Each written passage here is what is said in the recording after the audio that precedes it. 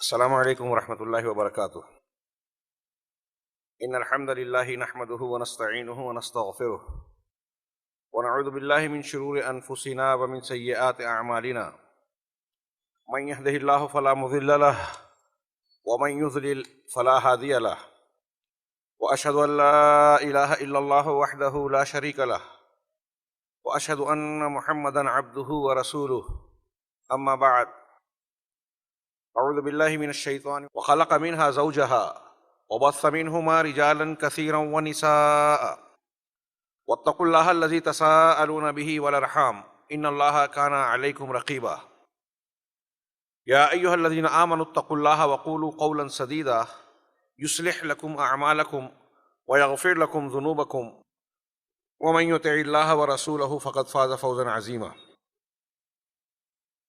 قال الله تبارك وتعالى في كلامه المجيد، اعوذ بالله من الشيطان الرجيم، وما آتاكم الرسول فخذوه وما نهاكم عنه فانتهوا، وقال ومن يشاقق الرسول من بعد ما تبين له الهدى ويتبع غير سبيل المؤمنين نوله ما تولى ونصله جهنم وساءت مصيرا، وقال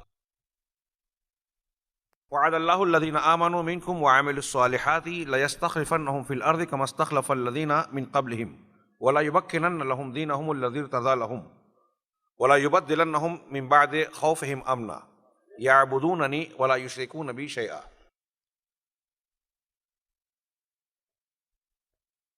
اس انتہائی اہم اجلاس کے صدر محترم اور امیر جمعیت اہل حدیث ضلع شولہ پور، منتظمین کرام، علماء اعظام، میرے بزرگوں اور دینی بھائیوں، آج کے اس اجلاس کا مرکزی موضوع ہے حقیقت خارجیت، حقیقت اخوانیت۔ ہمارے پیشرو مقرر نے اشارتاً اور سرسری طور سے اس موضوع کی اہمیت کی طرف اشارہ کیا۔ میں بنیادی طور سے یہ کہنا چاہتا ہوں کہ ہمیں غور کرنا چاہیے کہ اس موضوع کی اور اس قسم کے موضوعات کی ضرورت کیا ہے۔ اگر آپ نصوص کتاب و سنت پر جناب محمد رسول اللہ صلی اللہ علیہ وسلم، صحابہ اور اہل حق علماء کرام کے منہج پر نگاہ ڈالیں گے تو یہ نظر آئے گا کہ یہ ایک دینی ضرورت ہے کہ جہاں حق کو بیان کیا جائے وہاں ان چیزوں کو بھی آشکار اور واشگاف کیا جائے، لوگوں کے سامنے کھول کر بیان کیا جائے، جن کی وجہ سے کوئی انسان دین کے نام پر دین کے راستے سے ہٹ جائے، کسی انحراف کا شکار ہو جائے۔ ابھی آپ نے شیخ ابو ذر حفظہ اللہ کے خطاب رضی اللہ تعالی عنہ کی مشہور حدیث جو بخاری شریف میں مروی ہے سنی کہ لوگ اللہ کے نبی صلی اللہ علیہ وسلم سے خیر کے بارے میں پوچھتے تھے، لیکن میں شر کے بارے میں پوچھتا تھا تاکہ میں اس شر میں پڑ نہ جاؤں اور پھر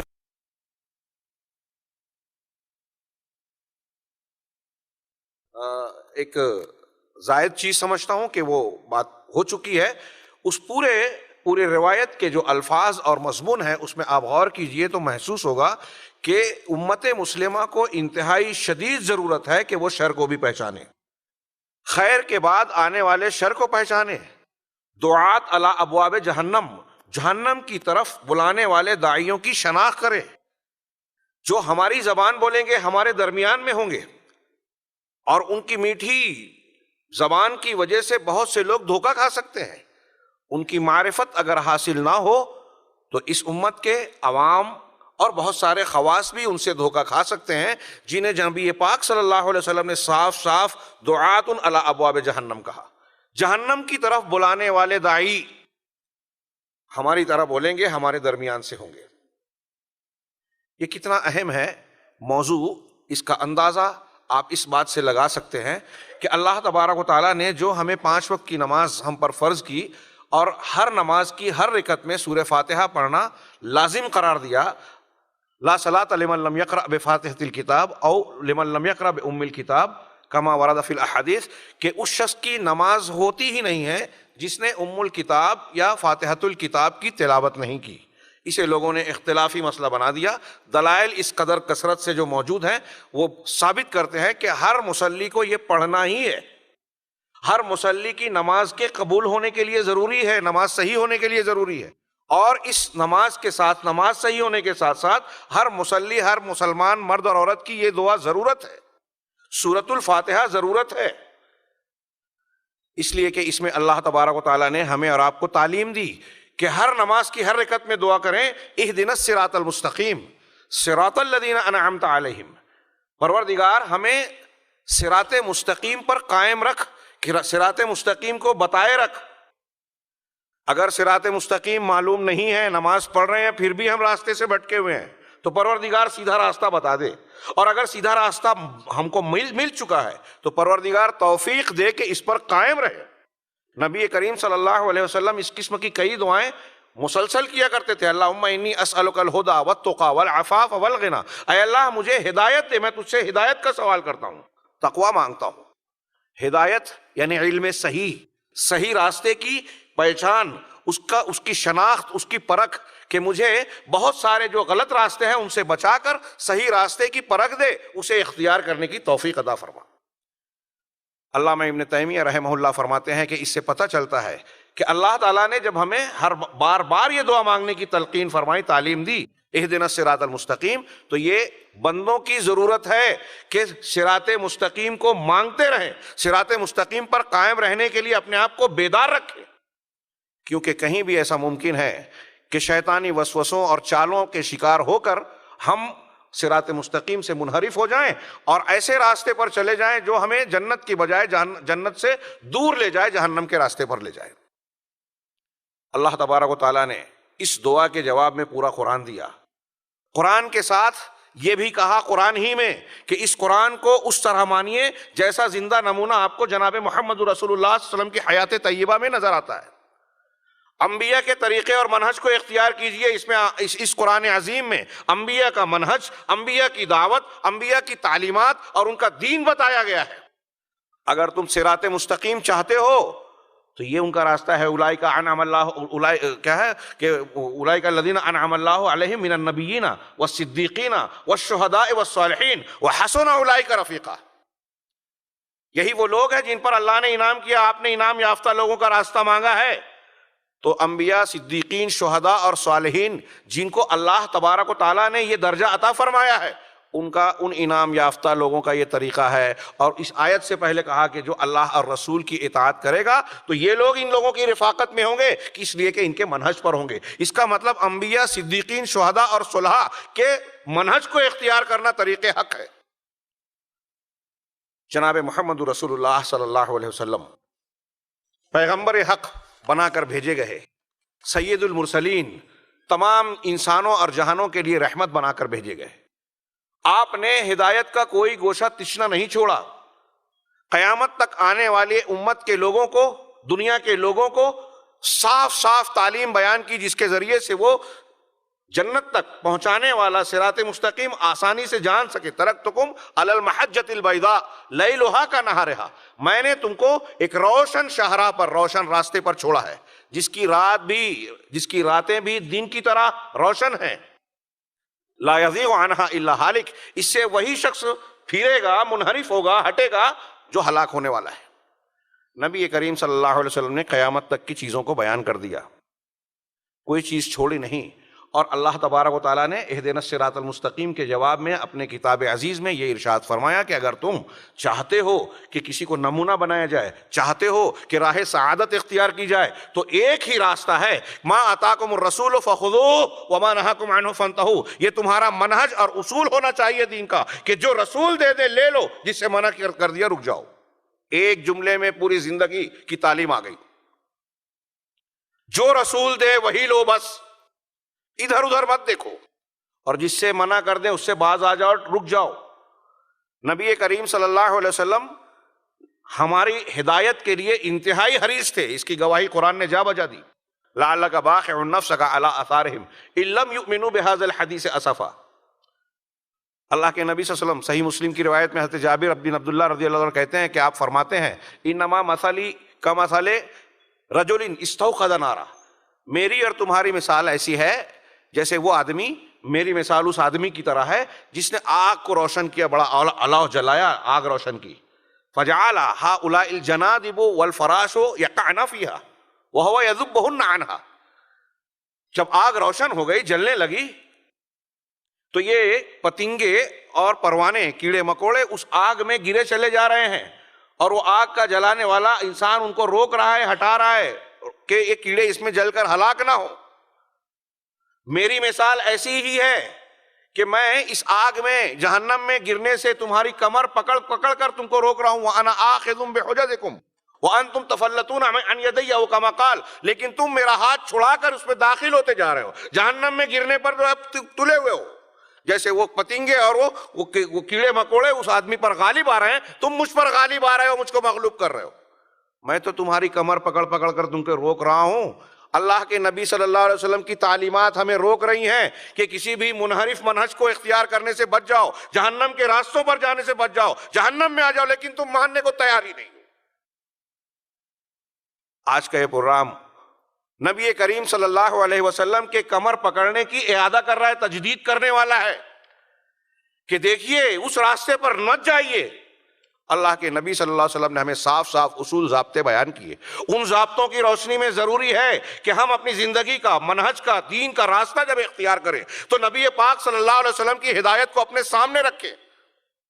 اگر اسے فراموش کر دیا تو آپ چاہے دین کے نام پر بڑی بڑی قربانیوں کی بات کریں، بہت کچھ محنت کریں، اور یہ اس غرور اور غلط فہمی کے شکار رہیں، دھوکے میں رہیں کہ میں تو دین کے راستے پر چل رہا ہوں، جنت کی راہ پر گامزن ہوں، لیکن ممکن ہے کہ اللہ کے نبی صلی اللہ علیہ وسلم، ممکن کیا یقین ہے کہ جب نبی پاک صلی اللہ علیہ وسلم کی ہدایات کو آپ نے سامنے نہیں رکھا تو کتنی بھی خوبصورت بات اور طریقے کو آپ اختیار کریں، کیسے بھی آدمی کے پیچھے چلے جو ہوا میں اڑتا ہو، پانی پہ چلتا ہو، آگ میں بیٹھتا ہو، کرامت کھیلتا ہو، اگر نبی کے طریقے کے خلاف آپ نے کوئی طریقہ اختیار کیا تو موسیٰ اور عیسیٰ علیہ السلام کے طریقے کو بھی کہ کبھی نام اگر دیا جائے تو آپ گمراہ ہو جائیں گے، صاف اعلان نبوی ہے۔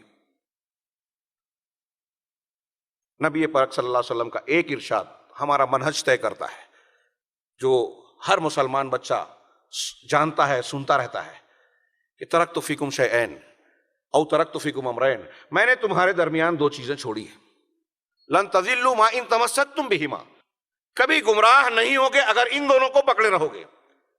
وہ دونوں چیزیں کیا ہے؟ کتاب اللہ و سنتی، کتاب اللہ و سنتی، اللہ کی کتاب اور میری سنت۔ یہ دو چیزیں ایسی ہے کہ رسول اللہ صلی اللہ علیہ وسلم گارنٹی دے رہے ہیں کہ آپ راہ حق سے منحرف اور گمراہ نہیں ہوں گے جب تک ان دونوں کو تھامے رہیں گے۔ گویا نبی کریم صلی اللہ علیہ وسلم نے گمراہیوں کے طوفانوں میں کشتی نوح بتائی امت مسلمہ کو قیامت تک کے لیے کہ یہ کشتی جو بچانے والی ہے وہ فلاں اور فلاں کا مسلک نہیں ہے، فلاں اور فلاں کی فکر نہیں ہے، فلاں اور فلاں کا منہج نہیں ہے، بلکہ صرف کتاب اللہ اور سنت رسول ہے۔ اس لیے اہل حق کی پہلی پہچان، بنیاد یہ ہوئی کہ وہ کتاب اللہ اور سنت رسول اللہ کو اپنا منہج، مصدر شریعت، اپنی فکر کی بنیاد مانے۔ جو ان کی تنقیص کرے، حدیثوں کا انکار کرے، حدیثوں کی تخفیف کرے، قرآن و سنت کے مقابلے میں کسی اور کو ترجیح دے، وہ گمراہ ہے، وہ گمراہ ہونے والا ہے۔ نبی پاک صلی اللہ علیہ وسلم فرما رہے ہیں کہ ان دونوں کو پکڑو گے تو گمراہ نہیں ہوگے۔ اس کا مفہوم مخالف کیا ہوا کہ ان دونوں کو نہیں پکڑو گے تو گمراہی پکی ہے۔ جتنا کتاب اللہ اور سنت رسول سے رشتہ کمزور ہوگا اتنی ہدایت سے دوری اور ہدایت کو تھامنے کا معاملہ کمزور ہوگا۔ اور یہ بات جو اللہ کے نبی صلی اللہ علیہ وسلم نے فرمائی اور خود بہت سارے فتنوں کو، جیسا کہ آپ نے بھی خطابات میں سنا، پیشین گوئیوں کی شکل میں، خبروں کی شکل میں بیان کیا، اس بات کا بھی مکلف قرآن و سنت نے امت کے اہل علم کو اور دیانتدار علماء کو، مسلمانوں کو بنایا ہے، مکلف کیا ہے، پابند کیا ہے ہمیں اور آپ کو کہ اگر ہمیں اور آپ کو پتہ ہے کہ فلاں چیز گمراہی کی ہے، غلط راہ ہے، قرآن و حدیث سے ہٹ کر کوئی راستہ ہے جس پہ پڑھ کر لوگ گمراہ ہو سکتے ہیں، تو ہمارا اور آپ کا فرض ہے کہ ہم اسے بیان کریں۔ ان الذین یکتمون ما انزلنا من البینات والہدی من بعد ما بیناہ للناس اولئک یلعنہم اللہ ویلعنہم اللاعنون. بہت سی دلیلوں میں سے ایک قرآن کی آیت میں نے پڑھی کہ جو لوگ اللہ کی نازل شدہ بینات، واضح دلیلوں اور ہدایت کو، جبکہ اللہ نے اسے نازل کیا ہے لوگوں کی ہدایت کے لیے، لوگوں کو راستہ بتانے کے لیے، اب اسے کوئی جانتا ہے اور جاننے کے بعد اسے چھپاتا ہے، جو لوگ چھپاتے ہیں تو یہ وہ لوگ ہیں. اللہ تعالیٰ فرماتا ہے سورہ بقرہ کی آیت ہے، 2 جگہ یہ ارشاد ہے، یہ وہ لوگ ہیں جن پر اللہ کی لعنت ہے اور فرشتوں کی لعنت ہے اور تمام لعنت کروں کی لعنت ہے. دین کی تعلیم حاصل کرنے والوں کے لیے آپ نے سنا ہے کہ فرشتے پر بچھاتے ہیں، مچھلیاں اور چونٹیاں اپنے بلوں میں پانی میں جو ہے دعائیں خیر کرتی ہیں. کیوں؟ اس لیے کہ اللہ تبارک و تعالیٰ نے جس مقصد کے تحت اس کائنات کو بنایا اور جس ہدایت کو آسمان سے نازل کیا، اس کے لیے انبیاء کو مبعوث کیا، اس کی حفاظت کا انتظام کیا، اس کو لوگوں تک پہنچانے کا نظم و ضبط کیا، اسی پروگرام کا حصہ بنتا ہے وہ شخص جو قرآن و حدیث کی تعلیم حاصل کرتا ہے اور لوگوں تک حق پہنچانے کی کوشش کرتا ہے، اس کام پہ لگتا ہے، وہ اللہ کی تخلیق کے کائنات کے مقصد کی تکمیل کا ایک حصہ بنتا ہے. اب اس تعلیم کو حاصل کر کے لوگوں کو پہنچانا تمام کائنات کی دعاؤں کا مستحق بناتا ہے. تو اس کے برخلاف علامہ ابن کثیر نے یہ تفسیر میں بیان کیا اپنی، اس کے برخلاف جو اللہ کی نازل کی ہوئی ہدایت کو، تعلیمات کو، قرآن و سنت کو چھپاتا ہے، حق کو جان کر بیان نہیں کرتا، اس پر تمام کائنات لعنت بھیجتی ہے، وہ سب کا مجرم بنتا ہے. نبی کریم صلی اللہ علیہ وسلم نے ارشاد فرمایا، حضرت عبداللہ بن مسعود کی مسلم شریف میں روایت ہے، ما بن نبی بعثہ اللہ من قبلی، کہ کوئی بھی نبی جس کو اللہ نے مجھ سے پہلے مبعوث کیا، الا کان لہ من امتہ حواریون اصحاب او حواریون، مگر اس کی امت سے کچھ اس کے صحابہ ساتھی ہوتے تھے، حواری ہوتے تھے، یعنی مخلص دوست اور ساتھی ہوتے تھے. وہ کیا کرتے تھے؟ وہ اس کے حکم کی پیروی کرتے تھے اور اس کی سنتوں کو اختیار کرتے تھے، اسی لیے وہ قابل تعریف تھے. ثم خلف من بعدہم خلوف، پھر اس کے بعد ان کے بعد کچھ برے جانشین ہوئے، یقولون ما لا یفعلون ویفعلون ما لا یؤمرون، وہ کہتے وہ تھے جو کرتے نہیں تھے اور کرتے وہ ہیں جو کہتے نہیں. یقولون ما لا یفعلون، کہتے وہ ہیں جو کرتے نہیں، ویفعلون ما لا یؤمرون، اور کرتے وہ ہیں جس کا حکم نہیں دیا گیا.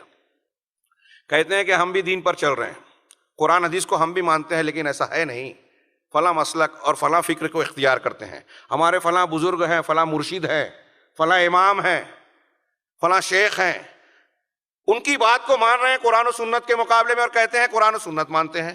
تو کہتے وہ ہیں جو کرتے نہیں، اور کرتے کیا ہیں؟ کرتے وہ ہیں جس کا حکم نہیں دیا گیا. جس کا حکم نہیں دیا گیا جب وہ کریں گے تو وہ بدعت ہوئی، دین میں نئی چیز ہوئی، دین کے خلاف ہوئی، رسول اور صحابہ کرام کے خلاف ہوئی، تو وہ کرتے ہیں. ایسے لوگوں کے ساتھ سلوک کیا کرنا چاہیے؟ خاموش بیٹھ جانا چاہیے، ان کو ان کے حال پر چھوڑ دینا چاہیے، ان کی غلطیوں کو بیان نہیں کرنا چاہیے. کوئی بیان کرے تو یہ کہا جائے گا کہ یہ تو اختلافی مسئلہ بیان کرتے ہیں، یہ تو مسلکی اختلاف کو، انتشار کو ہوا دیتے ہیں، الزامات کا نشانہ بنایا جائے گا ان کو. نہیں، نبی کریم صلی اللہ علیہ وسلم فرما رہے ہیں کہ جو شخص فمن جاہدہم بیدہ فہو مؤمن، جو ان سے ہاتھ سے مجاہدہ کرے، ان کی مخالفت کرے، ان کی باتوں کو، ان کی غلطیوں کو ظاہر کرے، ان کا رد کرے، اسلام کا دفاع کرے، وہ ہاتھ سے جہاد کرنے والا مومن ہے. اور جو شخص وہ ہاتھ سے، اپنی زبان سے جہاد کرے وہ مومن ہے، اور جو اپنے دل سے جہاد کرے وہ مومن ہے. وَلَيْسَ وَرَاءَ ذَلِكَ حَبَّةُ خَرْدَلٍ مِّنْ ایمان، اس کے بعد ایمان کا رائی کے دانے کے برابر بھی حصہ نہیں ہے. اس سے معلوم ہوا کہ ناحق اور باطل باتوں کو، مسالک کو رد کرنا، اس کی غلطی کو ظاہر کرنا، اسے غلط بیان کرنا کتاب و سنت کی دلیلوں کی روشنی میں، یہ دین کا، ایمان کا تقاضا ہے. اگر آدمی یہ کام نہیں کرتا ہے، اس سے جی چھڑاتا ہے، اسے جھنجھٹ سمجھتا ہے، پھٹے میں ٹانگ اڑانا ڈالتا سمجھتا ہے، اختلافی مسائل کو بیان کرنا کہتا ہے کہ اس کو الجھایا جا رہا ہے امت کو، تو یہ دین اور ایمان کے، اللہ کے رسول صلی اللہ علیہ وسلم کی تعلیمات کے خلاف ہے. اور اگر امت مسلمہ کے اہل حق علماء کرام اس فریضے کو انجام نہ دیے ہوتے تو اس امت کا حق بھی، کتاب و سنت کی صاف شفاف تعلیمات بھی پچھلی امتوں کی طرح گم ہو چکی ہوتی، حق اور باطل خلط ملط ہو چکا ہوتا. علماء سلف و خلف کی تاریخ بھری پڑی ہے قربانیوں سے کہ جب کسی باطل نے سر اٹھایا تو اہل حق علماء کرام اس کے سامنے کھڑے ہو گئے، اس کا رد کیا اور ہر قسم کی قربانیاں دی، دین حق کی حفاظت کی۔ یہی وجہ ہے ان کی قربانیوں کے نتیجے میں دین حق آج تک زندہ ہے اور انشاءاللہ قیامت تک زندہ رہے گا، انشاءاللہ، یقیناً اللہ کا وعدہ ہے۔ اس بنیاد پر یہ ضروری ہے کہ ہم جانیں کہ سچائی کیا ہے، غلط کیا ہے۔ ابھی آپ نے پہلے خطاب میں صفات فرمایا، رسول اللہ صلی اللہ علیہ وسلم کی وہ مشہور حدیث جس میں آپ نے ارشاد فرمایا کہ میری امت کے 73 فرقے ہوں گے۔ پچھلی امتوں میں یہود و نصارہ میں 71 72 ہوئے، میری امت کے 73 فرقے ہوں گے۔ ستفترق امتی الی 73 فرقہ کلہم فی النار، ان میں سے ہر ایک جہنم میں ہوں گے۔ کوئی جو شرک اکبر، کفر اکبر، نفاق اکبر کا شکار ہوگا تو وہ ہمیشہ ہوگا جہنم میں، اور جو چھوٹے شرک، چھوٹے کفر، چھوٹی گمراہی کا شکار ہوگا تو وہ جہنم کا مستحق ہے، اللہ کی مشیت پر ہوگا، جہنم میں جائے اور ہو سکتا ہے نکالا جائے۔ درجات ہوں گے جیسے کہ اہل معاصی کے ہوتے ہیں، یہ بات اہل علم جانتے ہیں۔ سب جہنمی الا واحدہ، سوائے ایک کے۔ بعض روایتوں میں فرمایا وہی الجماعہ، وہی الجماعت ہے، اور دوسری روایتوں میں بیان فرمایا ان کی نشانی کیا ہے، ان کی پہچان کیا ہے، ایک جملے میں۔ اور اگر اس جملے کو ہم اور آپ اچھی طرح سمجھ جائیں تو نئے نئے فتنوں، بدعتوں، افکار و نظریات، دین حق سے ہٹ کر دوسری چیزیں جو بھی پائی جاتی ہیں یا پیدا ہوتی ہیں یا ہو رہی ہیں اور ہوں گی، ان سے آدمی بچ جائے گا۔ نبی کریم صلی اللہ علیہ وسلم نے اتنا آسان نسخہ بتایا، آسان پہچان بتائی کہ وہ جماعت وہ ہے کہ ما انا علیہ و اصحابی، بعض روایتوں میں الیوم کا اضافہ ہے کہ آج جس پر میں ہوں اور میرے صحابہ ہیں، جس پر میں ہوں یعنی رسول اللہ صلی اللہ علیہ وسلم جس موقف پر، جس منہج پر، جس دین پر ہیں، اور اس کے بعد صحابہ کرام جس دین اور منہج پر ہیں، اس طریقے کو اختیار کرنے والا صحیح فرقہ، صحیح جماعت، اور وہ ہے الجماعہ، وہ فرقہ نہیں ہے، وہ الجماعت ہے۔ جس پر آپ ہیں وہ سنت ہے، جس پر صحابہ ہیں وہ الجماعت کا طریقہ ہے۔ اہل السنہ والجماعہ کہتے ہیں، اسی سے اصطلاح نکلی۔ جب آپ نے یہ ارشاد فرمایا اور یہ حدیث ہم جانتے ہیں، اور ہمیں اس بات کو نبی کریم صلی اللہ علیہ وسلم نے یہ بات بیان کی اس حدیث میں بھی اور اس حدیث میں بھی کہ من یعش منکم بعدی فسیری اختلافا کثیرا، جو میرے بعد زندہ رہے گا بہت سے اختلافات دیکھے گا۔ وہاں بھی آپ نے یہ تو بتایا کہ اختلاف دیکھے گا، تو طریقہ یہ نہیں بتایا کہ کسی بھی مسلک کو سمجھ میں آ جائے باندھ لینا، ہر مسلک کو صحیح سمجھنا، اختلافات میں نہیں پڑھنا، نہیں، طریقہ بتایا فعلیکم بسنتی، میری سنت کو لازم پکڑنا اور میرے خلفائے راشدین کی سنت کو۔ اور آگے ارشاد فرمایا کہ نئے نئے امور سے بچنا، وَإِيَّاكُمْ وَمُحْدَثَاتِ الْأُمُورِ، ایک دم صاف، یہ دوسری والی حدیث میں کہ نئی نئی باتیں جو دین میں آتی ہے، نئے نئی جماعتیں پیدا ہو رہی ہیں، فرقے بن رہے ہیں، نظریات اور افکار پیدا ہو رہے ہیں، اس کے پیچھے نہیں بھاگنا۔ وہ آپ کو بہت جدید اور ماڈرن شکل میں نظر آتے ہوں، بڑی میڈیا میں بہت چھائے ہوئے نظر آتے ہوں، خوبصورت اور دلکش انداز میں آپ کے سامنے بات پیش کرتے ہوں، ان کو شہرت حاصل ہو، ان کا غلغلہ ہو کہ یہ تو بڑا زبردست کام کر رہے ہیں، ٹی وی چینلوں پر آتے ہیں، جدید لب و لہجے کی شاعری کرتے ہیں۔ میں شاعری ہی کہہ رہا ہوں، حق جو حق سے ہٹا ہوا ہے وہ حق نہیں ہے۔ تو ان کے جدید لب و لہجے سے، ان کی چمک دمک سے دھوکہ نہیں کھا جانا۔ نئی بات ہے تو کتنی بھی خوبصورت اور قابل رد ہے، یہ فرمان رسول ہے، حکم رسول ہے۔ اب آئیے ان حدیثوں کو سامنے رکھیے تو اہل حق کا ایک بنیادی منہج بنا کہ اہل حق وہی ہوں گے جن کا بنیادی دینی موقف، منہج کتاب و سنت ہوگا، ان کا اصول، ان کی شریعت کا مصدر قرآن و حدیث۔ ان کے لیے قابل اتباع منہج جناب محمد رسول اللہ صلی اللہ علیہ وسلم کی سنت طیبہ اور صحابہ کرام کا منہج، عقیدے میں بھی، عبادات میں بھی، سیاست میں بھی، معاملات میں بھی، عام زندگی کے تمام امور میں اللہ کے نبی صلی اللہ علیہ وسلم اور صحابہ کرام کے طریقے کو جو اختیار کرے وہی منہج حق ہے۔ جو اس سے انحراف کرے وہ منہج حق ہو ہی نہیں سکتا۔ اس کی تائید میں کتنی بھی موٹی کتاب لکھی جائے، کتنی بھی بڑی تقریریں کی جائے، کتنی بڑی بھیڑ جمع کر کے لوگوں کے سامنے پیش کیا جائے، اگر اللہ اور رسول اللہ صلی اللہ علیہ وسلم کے طریقے سے ہٹ کر ہے، اگر صحابہ کے منہج کے خلاف ہے تو وہ حق نہیں ہو سکتا۔ یہ اصول، بنیادی اصول ہمارے نوجوان بھائیوں سے خاص طور سے گزارش ہے، جو ہر چمک دمک کے پیچھے بھاگنے لگتے ہیں، بڑی اچھی تقریر کی ٹی وی چینل پہ آتے ہیں، ان کی تو ایسی کتاب ہے، وہ تو امریکہ کے جا کے فلاں جگہ پر تقریر کرتے ہیں، وہ تو لندن کے پارلیمنٹ میں جاتے ہیں، ان کو تو انگریزی بھی آتی ہے، اس قسم کی سطحی چیزوں سے متاثر ہو کر ہمارا نوجوان طبقہ اپنے دین و ایمان اور اپنے جذبہ خیر کو، وہ نیک جذبے کے تحت جاتے ہیں، لیکن ایسی راہ پر ڈال دیتا ہے کہ ان کی محنتیں ضائع ہونے کا خدشہ ہوتا ہے، اور منہج رسول صلی اللہ علیہ وسلم سے وہ دور چلے جاتے ہیں۔ لہٰذا ہم آئیے اب اپنے عنوان کو اس اصول پر، جو بنیاد ہے، اس پر ڈالتے ہیں کہ اخوانیت کو ہمیں پہچاننا ہے۔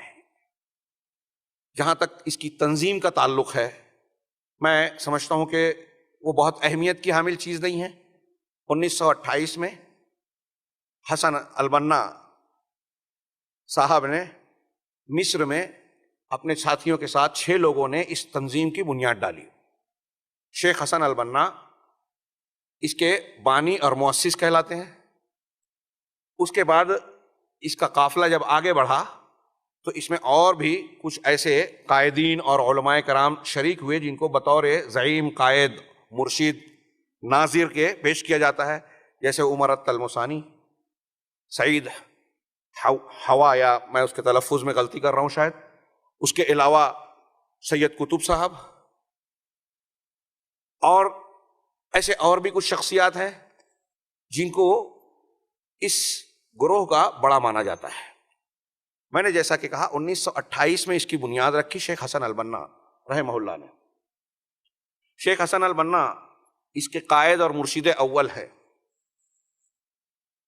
یہ اس وقت میں اخوانیت کی بات کر رہا ہوں یا اخوانیت کا تعارف کر رہے ہیں، تو ہمارے یہاں کچھ لوگ یہ بھی سوچ سکتے ہوں گے کہ اس موضوع کی ہمارے ہندوستان میں کیا ضرورت ہے، اسلام سے تو یہاں یہ فکر پائی نہیں جاتی، لیکن اس کے ہم خیال جماعتیں یہاں پائی جاتی ہیں، اور اس فکر کی پیروی کرنے والے کچھ نہ کچھ گروہ روز روز پیدا ہوتے ہیں ہمارے یہاں، جو نام کا اور تاریخی تعلق کا چاہے انکار کرتے ہوں، لیکن آپ ان کے یہاں دیکھیں کہ ان شخصیات کی ویسے ہی تعظیم و توقیر کرتے ہیں جیسے وہ اپنے یہاں کے بڑوں کی تعظیم کرتے ہیں۔ بعض گروہ ایسے ہیں جن پر ہندوستان میں پابندی لگ گئی، کچھ ایسے ہیں جو نئے نئے پیدا ہوتے رہتے ہیں۔ ابھی ہمیں بتایا گیا، یا آپ لوگ جانتے ہوں گے، میں صاف صاف کہہ رہا ہوں، برا نہ مانیں بلکہ غور کریں، یہ ایک بھائی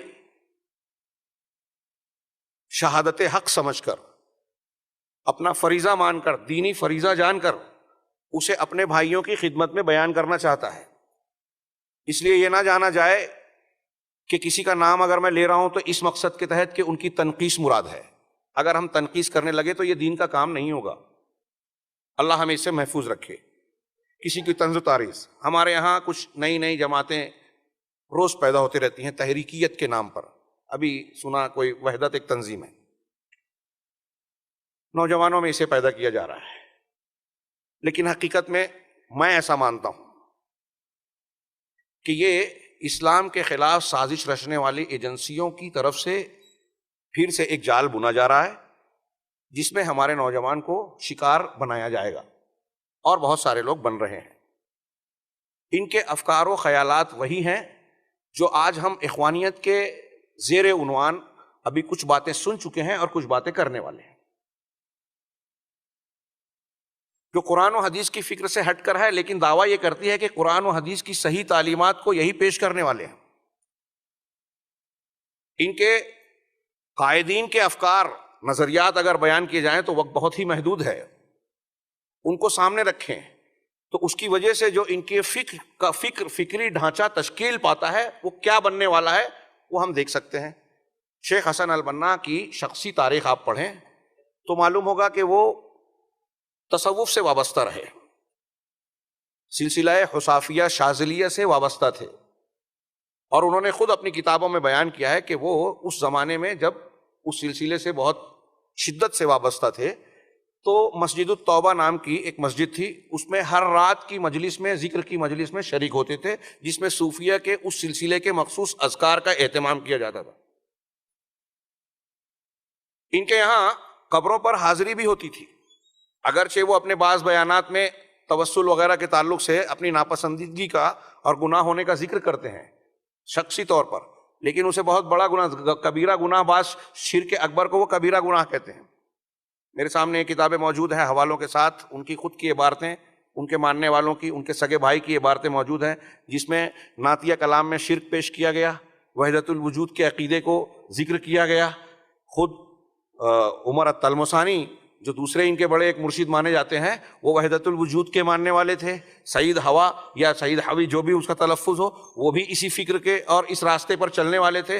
شیخ حسن البنا، ان کا جہاں تصوف سے تعلق تھا، وہاں جب یہ آگے چلے تو انہوں نے جس تنظیم کی بنیاد ڈالی اخوان المسلمین، اس کا بنیادی مقصد یا اس کی فکر کیا تھی، اس کو اگر میں خطاب کی شکل میں یوں ہی تفصیل سے بیان کروں تو بات پھیلتی جائے گی اور مرکوز سمٹ نہ پائے گی۔ لہٰذا میں نے یہ اس کتاب کے کچھ ایک حصے کو، جو اس کتاب کے بعض نکات کو جو انہوں نے اختصار کے ساتھ نقل کیا ہے، وہ پیش کرنا چاہتا ہوں، اور یہ بیان کرنا چاہتا ہوں کہ ان نکات کی روشنی میں آپ مزید مطالعہ کریں، خاص طور سے نوجوان جنہیں اخوانیت کی مختلف شکلیں جو ہمارے ملک میں ہیں اور اس سے فریفتگی پیدا ہوتی ہے، اور یہ محسوس ہوتا ہے کہ یہ بڑی اچھی دعوت ہے، یہ اچھی فکر ہے، اچھی تحریک ہے، دین کا صحیح کام ہے۔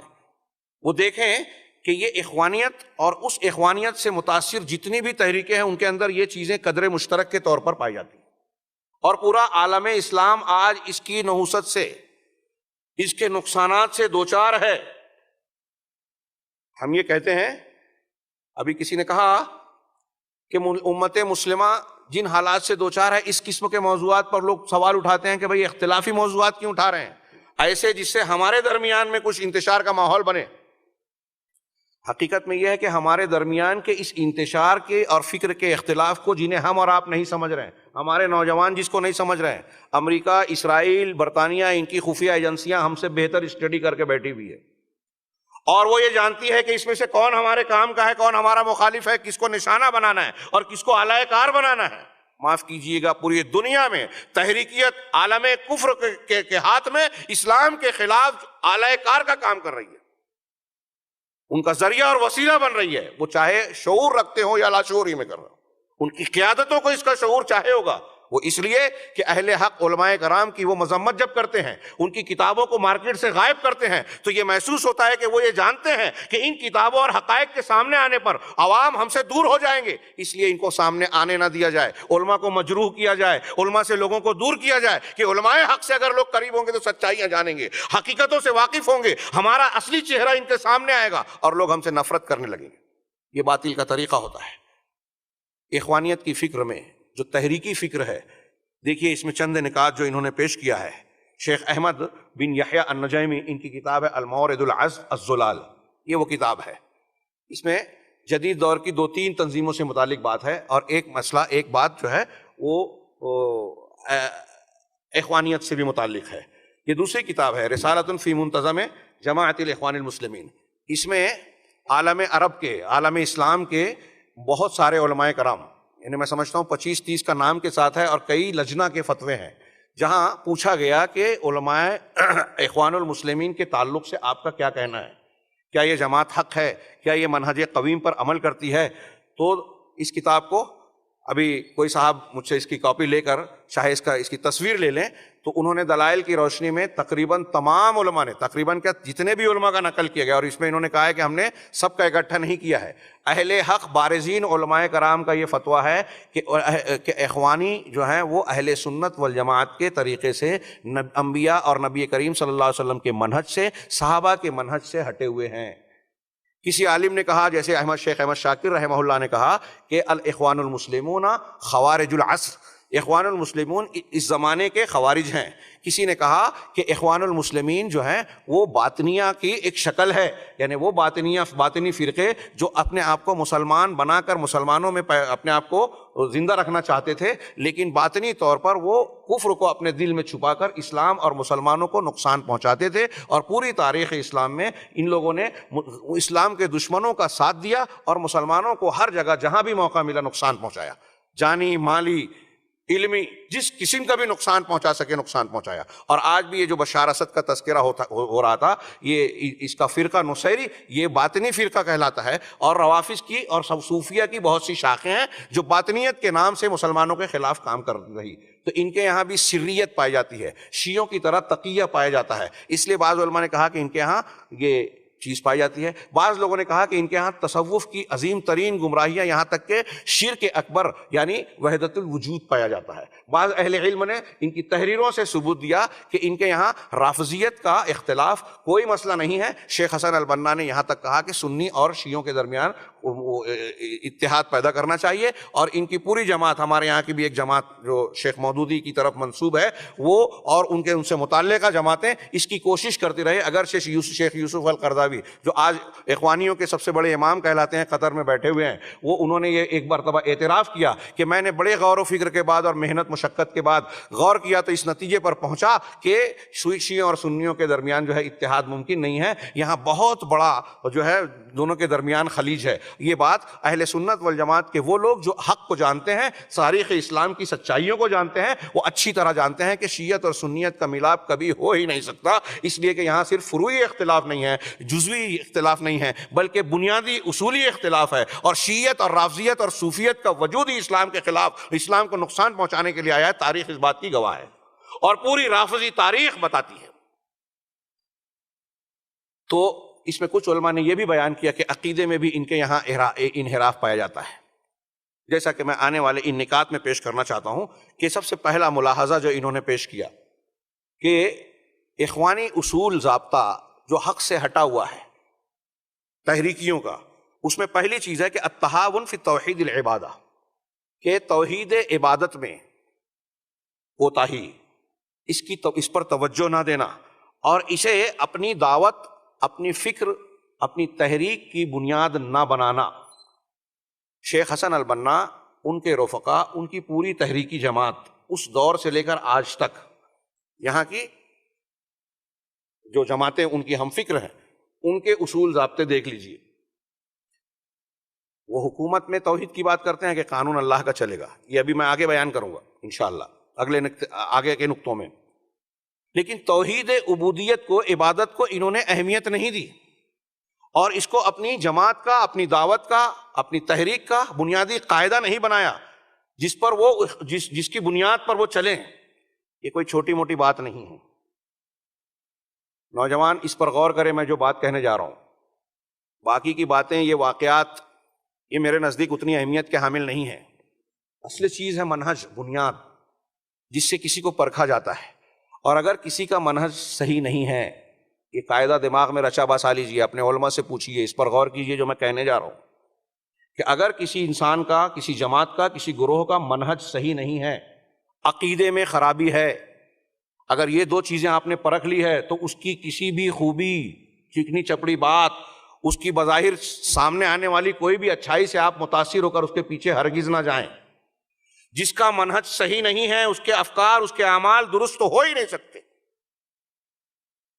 اگر آپ اخبار میں رپورٹنگ کرتے ہیں، کسی واقعے پر تجزیہ کرنا چاہتے ہیں، یہ چیز ذہن و دماغ میں رہے گی تو آپ عموماً صحیح تجزیہ کریں گے. ہمارے یہاں ایک آدمی کھڑا ہو کر بیان دیتا ہے کہ امریکہ کے خلاف ہم ایسی کارروائیاں کریں گے. لوگ دھوکہ کھا جاتے ہیں کہ ایران یہ بیان دے رہا ہے، ایرانی صدر نے یہ بیان دیا. کافی دنوں پہلے جب یہ احمدی، کیا نام تھا، احمدی نژاد، ان کا پچھلا صدر ایران کا، ان کے وقت میں امریکہ نے وقت دیا تھا کہ ہم اتنے دنوں میں اگر انہوں نے اپنا نیوکلیئر پروگرام ترک نہیں کیا تو ہم حملہ کر دیں گے. تو ایک ہمارے شہر کے ایک بڑے صحافی تھے، یہ واقعات بیان کرنے کی گنجائش نہیں تھی لیکن آ گئی زبان پہ. انہوں نے مجھ سے کہا کہ اتنے دنوں میں تو حملہ ہونا ہی ہے. میں نے کہا کہ امریکہ کم سے کم ان حالات میں قطعی حملہ نہیں کرے گا ایران پر. تو ان کا ایسا کیوں کہہ رہے ہیں آپ؟ میں نے کہا میں منہج کی بنیاد پر کہہ رہا ہوں.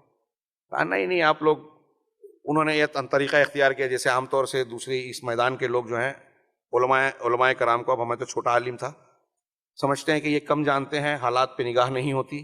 ایسا نہیں کہہ پائیں گے، ایسا یہ اپنے طور پر کہہ رہے ہیں، مسلک کی بنیاد پر، مذہبی بنیاد پر. انہوں نے بڑے وثوق سے کہا. میں نے کہا ٹھیک ہے، چند دنوں کا فرق باقی ہے، آپ دیکھ لیجئے گا۔ کہا آپ کس بنیاد پر یہ کہہ رہے ہیں؟ میں نے کہا اس لیے کہہ رہا ہوں کہ یہ نورا کشتی ہے، دکھاوے کی لڑائیاں ہیں ان کی، یہ اندر سے ایک دوسرے کے مفادات کے ساتھ کام کر رہے ہیں، ہر جگہ شانہ بشانہ ہے۔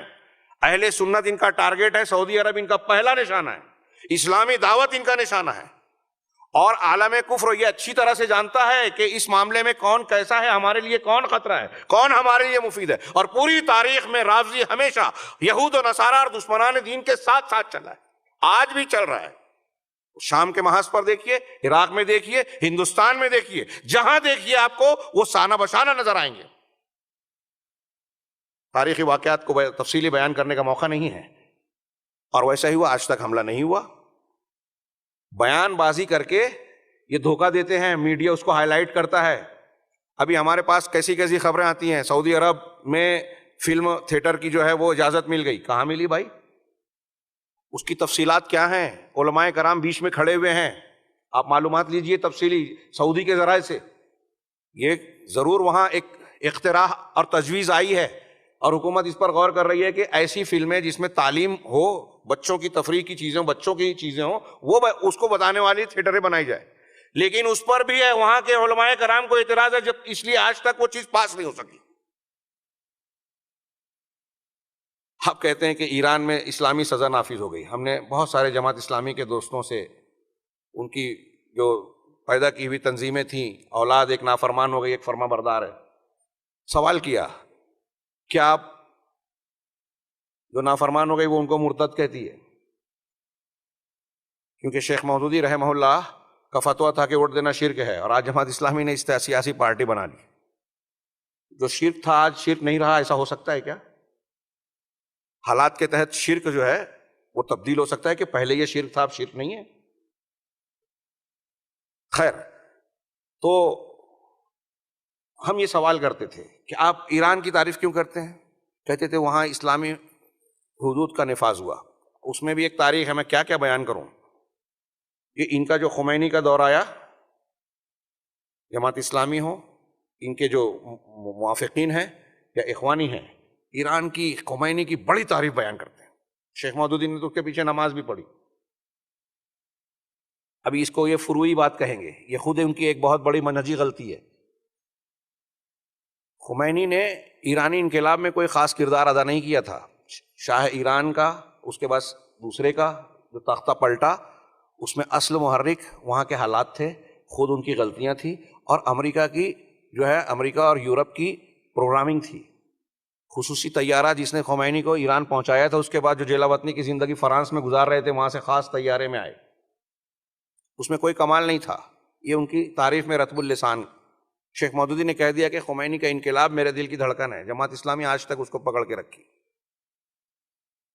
اور رافضیت کی تاریخ سے آنکھ بند کر لیا، ان کی اسلام دشمنی سے آنکھ بند کر لیا۔ شام میں قتل عام کر رہے ہیں وہ، اس سے آنکھ بند کر لیا۔ سعودی کے خلاف جو حرکتیں کر رہے ہیں، حج کے ایام میں جو مختلف قسم کی بدماشیاں کی، بم دھماکے کی کوششیں کی، اس سے آنکھیں بند کر لی۔ حوثیوں کے ذریعے سے یمن کی ایک جائز حکومت کے خلاف طاقت کھڑی کر کے وہاں کے سنیوں کو، معصوم لوگوں کو قتل کروایا اور کروا رہے ہیں۔ ایران سے چارٹر پلینس کے ذریعے سے وہاں ہتھیار فراہم کیے جا رہے ہیں، اس سے آنکھیں بند کر لی۔ سعودی عرب میں نمیر النمیر کو قتل کی سزا دی گئی، شور ہنگامہ مچا دیا۔ اس کو کیوں سزا دی گئی اس سے مطلب نہیں ہے، اس نے کئی لوگوں کو وہاں قتل کیا تھا، وہاں سازش کی کوششیں کی تھی۔ سعودی عرب کے ایسی خبریں جو غیر مصدقہ بھی ہوتی ہے، اس پر یہ طوفان برپا کر دیتے ہیں، لیکن ایران کے حوثیوں کی طرف سے حرم پر راکٹ مارا جاتا ہے، میزائل مارا جاتا ہے، میڈیا میں خاموشی ہے، یہاں کوئی احتجاج نہیں ہو رہا ہے۔ احواز ایک خطہ ہے سنی عربوں کا جو ایران کے قبضے میں 1924 سے ہے، دھوکے سے اس نے اپنے قبضے میں لیا، اور اس وقت سے آج تک لاکھوں سنیوں کو وہاں جو ہے قیدی اور بندی بنا کر رکھا ہے۔ اس علاقے میں ایران نے ابو بکر اور عمر اپنے بچوں کا نام رکھنے سے منع کر رکھا ہے، عربی زبان کو پڑھانے سے منع کر رکھا ہے۔ کوئی آدمی، کوئی سنی اپنی بیٹی کا نام عائشہ نہیں رکھ سکتا، یہ میڈیا میں نہیں آئے گا۔ ہمارے اخوانی، جماعت اسلامی، اور یہ کہیں گے پروپیگنڈا ہے۔ کہ غلط بات ہے. آج نیٹ کا زمانہ ہے، آپ سچائیاں معلوم کیجئے. جو پروپیگنڈا ہوتا ہے آپ اس کو پھیلاتے ہیں، اور جو سچی خبریں اس کو پروپیگنڈا کہہ کے رد کرتے ہیں. تو میں پہلی بات عرض کر رہا تھا، بات پھیل رہی ہے کہ ان کے یہاں پہلی بنیاد یہ نظر آئے گی کہ توحید کو، توحید الوہیت کو یہ بنیاد اپنی نہیں بناتے. کیا مطلب یہ کہنے کا؟ سب سے بڑی بات ہے میرے نزدیک، سب سے بنیادی اہم بات ہے. اگر اس ایک چیز کو سمجھ لیں تو لمبی کوئی دوسری تقریر کا کوئی دوسرا نقطہ میں بیان نہ کروں. ہمارے نوجوان جو اس قسم کی تحریکوں سے متاثر ہو رہے ہیں، اس ایک بات کو سمجھ لیں تو کافی ہے آپ کے لیے. لیکن افسوس کہ مجھے نہیں لگتا کہ میں سمجھا پاؤں گا اور لوگ سمجھ پائیں گے. سمجھانے کے لیے صرف ایک بات کہوں، قرآن حدیث اٹھائیے، علماء سلف و خلف کی کتابیں پڑھیے تو آپ کو یہ نظر آئے گا کہ اللہ تبارک و تعالیٰ نے جتنے انبیاء کو بھیجا، سب کی دعوت کا آغاز، دعوت کا خلاصہ، دعوت کی انتہا توحید عبادت تھی. وَلَقَدْ بَعَثْنَا فِي كُلِّ أُمَّةٍ رَسُولًا أَنِ اعْبُدُوا اللَّهَ وَاجْتَنِبُوا الطَّاغُوتَ. یہ قرآن کا ارشاد ہے کہ ہم نے ہر امت میں ایک رسول مبعوث کیا، بھیجا. سب کی رسالت کیا تھی؟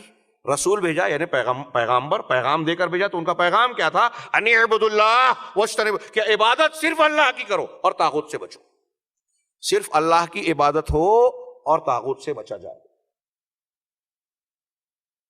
نوح علیہ السلام نے، آپ نے بارہا سنا ہوگا، 950 سال دعوت دی اور توحید اور آخرت کی تعلیم سے، رسالت کے ثبوتوں سے آگے ان کا درس سبق بڑھا ہی نہیں. کیونکہ ان کی قوم کے اکثر لوگ، بہت انگلیوں پر گنے چنے لوگ جو ہیں اسلام قبول کیا انہوں نے. باقی امت نے توحید کو قبول نہیں کیا. جب توحید قبول نہیں کیا تو سبق آگے نہیں بڑھا. نبی کریم صلی اللہ علیہ وسلم مکہ کی زندگی میں 13 سال تک توحید اور عقیدے کی بنیادیں بتاتے رہے. نماز کے احکامات اور دوسرے تمام فرائض اور حقوق کے سب مدینہ میں آئے. مکہ والوں نے جب تک اس کو مانا نہیں، اسی کی دعوت دیتے رہے. اللہ کے رسول صلی اللہ علیہ وسلم، بخاری مسلم کی روایت ہے، حضرت معاذ بن جبل کو جب یمن بنا کر، گورنر بنا کر، داعی بنا کر بھیجنے لگے تو کیا تلقین کی، نصیحت فرمائی. کہا انک تاتی قوم من اہل الکتاب، تم اہل کتاب کی ایک قوم کے پاس جا رہے ہو. فَلْيَكُنْ أَوَّلَ مَا تَدْعُو إِلَيْهِمْ شَهَادَةُ أَن لَا إِلَٰهَ إِلَّا اللَّهُ. تو تمہاری دعوت کا سب سے پہلا جز، پہلی دعوت جو تم ان کو جس چیز کی طرف دعوت دو گے، وہ پہلا سبق یہ ہونا چاہیے کہ اللہ کے سوا کوئی معبود برحق نہیں ہے اور محمد اللہ کے رسول ہے صلی اللہ علیہ وسلم. پہلی دعوت کون کہہ رہا ہے؟ یہ نبی کریم صلی اللہ علیہ وسلم فرما رہے ہیں. لیکن آپ اخوان المسلمین اور ان کی ہم فکر تحریکوں کے اصول کو اٹھا کر دیکھیے، اغراض و مقاصد کو اٹھا کر دیکھیے، تو اس میں آپ کو توحید عبادت کو یہ مقام نہیں ملے گا جو انبیاء کرام علیہم الصلاۃ والسلام کی، تمام انبیاء کی دعوت کا مشترکہ متفقہ اصول تھا، پہلا اصول. اور اگر یہ کچھ کہتے بھی ہیں توحید اور شرک سے متعلق، تو ان کا معاملہ جزئی ہوتا ہے کہ حکومت میں توحید چلے گی اور عام زندگی میں آپ رافضی ہو چلے گا، صوفی ہو چلے گا، وحدت الوجود کو مان رہے ہو چلے گا. ارے فاتحہ کرو کہ نہ کرو ایک ہو جاؤ، میلاد پڑھو کہ نہ پڑھو ایک ہو جاؤ، شرک کرو کہ نہ کرو ایک ہو جاؤ. یہ آخری جملہ میں نے کہا ہے، یہ وہ نہیں کہیں گے. ایسی ہی ایک مجلس میں ہمارے جماعت اسلامی کے ادارے میں میں نے پڑھایا، وہاں درس ہوا، ایک ذمہ دار نے یہی بات کہی، اتحاد و اتفاق پر درس ہوا. کسی صاحب نے سوال کیا بعد میں کیسے اتحاد ہوگا، تو انہوں نے کہا کہ یہ فروعی مسائل اس میں کیوں پڑھتے ہیں، فاتحہ کر سکتے کہ نہیں کر سکتے، میلاد پڑھ سکتے کہ نہیں پڑھ سکتے، اور اس طرح کی باتیں کہی. تو میں نے ان سے سوال کیا کہ کیا یہ آپ کے نزدیک فروعی مسئلہ ہے؟ کافی رد و قدح کے بعد میں نے کہا شیخ آپ یہ کہہ رہے ہیں کہ شرک کرو کہ نہ کرو ایک ہو جاؤ. کہا ہم نے یہ کب کہا؟ کہ یہی تو کہہ رہے ہیں ہم. میلاد، فاتحہ، نیاز اور دوسری بہت ساری چیزیں، قبر پرستی کی یہ باتیں جن کو آپ فروعی مسئلہ کہہ رہے ہو، کیا وہ فروعی ہے؟ کسی ایک نبی کی دعوت بتائیں گے آپ جس نے شرک کو برداشت کیا ہو؟ شرک اکبر چھوڑیے، شرک اصغر کو برداشت کیا ہو. صحابی نے اگر کہہ دیا رسول اللہ صلی اللہ علیہ وسلم کے سامنے ماشاء اللہ و شئت، جو اللہ چاہے اور آپ چاہیں، تو کہا اجعلتنی للہ ندًا، کہ تو نے مجھے اللہ کے برابر بنا دیا. قل ماشاء اللہ وحدہ، یہ کہو کہ جو اللہ اکیلا چاہے. کیا کسی نبی نے ان اقیموا الدین ولا تتفرقوا فیہ، یہ سورہ شورى کی جو آیت آپ نے پیش کی، تحریکیت کی بنیادی آیت بیان کرتے اس کو، کہ سب انبیاء کی طرف ہم نے وحی کی، ابراہیم کا، نوح کا، عیسیٰ کا اور تمام رسولوں کا یہ پیغام تھا، سب کی طرف یہ وحی کی کہ ان اقیموا الدین کو اقامت کرو، قائم کرو، اور اس میں فرقہ فرقہ نہ بن جاؤ. تو دین کو قائم کرنا. میں نے سوال کیا کہ کون سا دین قائم کیا جائے؟ وہ دین جس میں شرک ہو، وہ دین جس میں صحابہ کو گالی دی جائے، وہ دین جس میں قرآن کو محرف مانا جائے، وہ دین جو تمام حکام تمام مسلمانوں کو کافر اور جاہلی بتائے. اخوان فکر تو یہی کہتی ہے. ایک طرف کہتے ہیں سب ایک ہو جاؤ، اور دوسری طرف سید قطب صاحب یہ کہتے ہیں، شیخ علی الاشماوی کہتے ہیں کہ ہماری فکر کو جو نہیں مانتا وہ مسلمان ہی نہیں ہے. فی ظلال القرآن کا مطالعہ کیجئے. وہ تمام مسلمانوں کو آج کے جاہلی مسلمان کہتے ہیں، حکام مسلمین کو پورے کے پورے کافر کہتے ہیں. ابھی وہ بات آگے آئے گی. تو ایک طرف یہ افراط و تفریط پائی جاتی ہے، ایک طرف خارجیت اور ایک طرف صوفیت، کہ رام اور رحیم ایک ہی ہیں. یہی تو فکر آپ کہہ رہے ہیں. گائے بھی گابن، بیل بھی گابن، یہ بھی صحیح اور یہ بھی صحیح، سب چلیں گے. تو ان کے یہاں توحید کو وہ مقام حاصل نہیں ہے جو قرآن و سنت نے انبیاء کے منہج میں مقرر کی ہے. اگر توحید الوہیت نہیں ہے، نوجوانوں سن لیجئے، اگر توحید الوہیت نہیں ہے تو آپ کتنی بھی محنت کر لیں، قرآن و حدیث کی تعلیمات اس سلسلے میں صاف ہے بالکل. اللہ تبارک و تعالیٰ نے، یہ انتہا ہے جب نبی پاک صلی اللہ علیہ وسلم کو خطاب کر کے قرآن مجید میں کہہ دیا کہ ہم نے آپ سے پہلے بھی وحی کی اور آپ کی طرف بھی وحی کی ہے. کیا؟ لَإِنْ أَشْرَكْتَ لَيَحْبَطَنَّ عَمَلُكَ. اگر آپ بھی شرک کریں گے تو آپ کے سارے عمل برباد. اب آپ توحید الوہیت پر محنت نہ کریں، شرک کو برقرار رکھیں، اور اس کے بعد آپ جان کی قربانی دیں، جہاد کی بات کریں، اور فلاں شہادت حق کی بات کریں، ساری باتیں کر لیں. توحید الوہیت نہیں ہے تو جب بنیاد ہی صحیح نہیں ہے تو عمارت کہاں سے کھڑی ہوگی؟ لا الہ الا اللہ ہی ٹوٹ گیا اگر شرک اکبر ہے تو انہوں نے، ان کے اصول میں یہ بنیاد نہیں ہے. سب سے پہلی چیز. دوسری چیز، دوسرا ملاحظہ جو انہوں نے پیش کیا شیخ نے، اقرار المشاہد والاضرحہ وعدم محاولت ازالتها والقیام بحرب علیہا وعلی مرتادیہا. اس کا مطلب یہ ہے کہ قبروں، مزاروں، مشاہد کو برقرار رکھنا. وہاں جو خرافات ہو رہا ہے، وہاں جو لوگ آمد و رفت کر کے کتاب و سنت کے خلاف شرکیات اور کفریات اور بدعات کا ارتکاب کر رہے ہیں، اس پر خاموشی اختیار کرنا. آپ غور کیجئے، اس منہج کے ماننے والے وہ اخوانیت کے نام والے ہوں یا ان کی فکر کے تحریکی ہوں، یہ چیز آپ کو مشترک نظر آئے گی. ارے ہم اختلافی مسئلے میں نہیں پڑھتے، یہ بھی اختلافی ہے. اگر اس اختلافی مسئلے میں نہیں پڑھتے، لوگوں نے تو توحید کو بھی اختلافی بنا دیا. ان کے عمر تلمسانی اور بعض لوگوں کی، کسی عالم کی، بڑی عالم کی عبارت میں ہے کہ ہم گودا دیکھتے ہیں، قشور میں نہیں پڑھتے، چھلکوں میں نہیں پڑھتے. لہٰذا یہ لوگ چھلکوں کو چھلکا بول کر دین کی بہت ساری باتوں کو جو ہے غیر اہم قرار دیتے ہیں. داڑھی میں کیا رکھا ہے، لباس میں کیا رکھا ہے، برقع بہت ضروری ہے کیا؟ ابھی شیخ یوسف القرضاوی صاحب نے جو ہے اور لڑکیوں کو اور لڑکوں کو الجزائر میں جا کے تقریر کی ان کے خلاف. ابھی اسی مہینے کا بیان آیا ہے وہاں کے عالم کا کہ یہ شیعت سے ہماری زمین سرزمین پاک ہے. وہاں علماء نے مخالفت کی کہ کالج میں جا کے کہ میری بچی بھی یورپ میں پڑھتی ہے، کوئی حرج نہیں ہے، تعلیم حاصل کرنا چاہیے، عورتوں کو آزادی دینی چاہیے. شرک اور کفر کی بات کیا ہے؟ یہاں تک یہ صاحب یہ کہتے ہیں، حسن البنا صاحب کہتے ہیں کہ ہمارا اور یہودیوں کا اختلاف، غور سے سنیے گا، سعودی عرب پر الزام لگایا جاتا ہے، ہمارا اور یہودیوں کا اختلاف قرآن کے مطابق دینی اختلاف نہیں ہے، اقتصادی ہے. یہ حسن البنا کی کتاب میں ثبوت کے ساتھ تحریریں موجود ہے. دینی اختلاف نہیں ہے. قرآن کہتا ہے وَلَن تَرْضَىٰ عَنْكَ الْيَهُودُ وَلَا النَّصَارَىٰ حَتَّىٰ تَتَّبِعَ مِلَّتَهُمْ. یہود اور نصارہ آپ سے اس وقت تک خوش نہیں ہو سکتے جب تک آپ ان کی ملت کی، ان کے طریقے کی پیروی نہ کریں، ان کا اپنا دین چھوڑ کر ان کا دین نہ اختیار کریں. آپ جب تک مسلمان رہیں گے ان کی مخالفت جاری رہے گی. اور آپ کہہ رہے ہیں دینی اختلاف نہیں ہے، تو ساز باز کون رکھتا ہے؟ شیخ احمد شاکر اور دوسرے علماء نے کہا، مصر کے عالم ہیں یہ، وہ کہتے ہیں کہ یہ بات ثابت ہو چکی ہے کہ اخوان المسلمین نے دعوت کے پورے کاز کو، عمل کو، جو قرآن و حدیث کی روشنی میں طریقہ کار ہے، اس کو پلٹ دیا. اور ان کی دعوتی کاموں میں، ان کی تحریک میں کمیونسٹ اور یہودیوں کا بہت بڑا پیسہ خرچ ہوتا ہے. یہیں پر ذکر کر دوں، اشارہ کر دوں، بھول جاؤں گا شاید. یہ جو ابھی حسنی مبارک کے خلاف تحریر چوک میں مظاہرے ہوئے اہل مصر کی جانب سے، اس میں سر فہرست اخوانی تھے. اس کی اصل، اس کے پیچھے کس نے اس کی قیادت کی آپ جانتے ہیں؟ اوائل عباس غنیم نام کا آدمی نے، یہ مصر میں یہودی ایجنسی جو گوگل ہے جو انٹرنیٹ کی، اس کے ایک خاص آدمی کا خاص ایجنٹ تھا، گوگل کا نمائندہ تھا، اور اس گوگل کے اپنے قائد سے وہ ہدایات لے رہا تھا اور یہ ان کی قیادت کر رہا تھا۔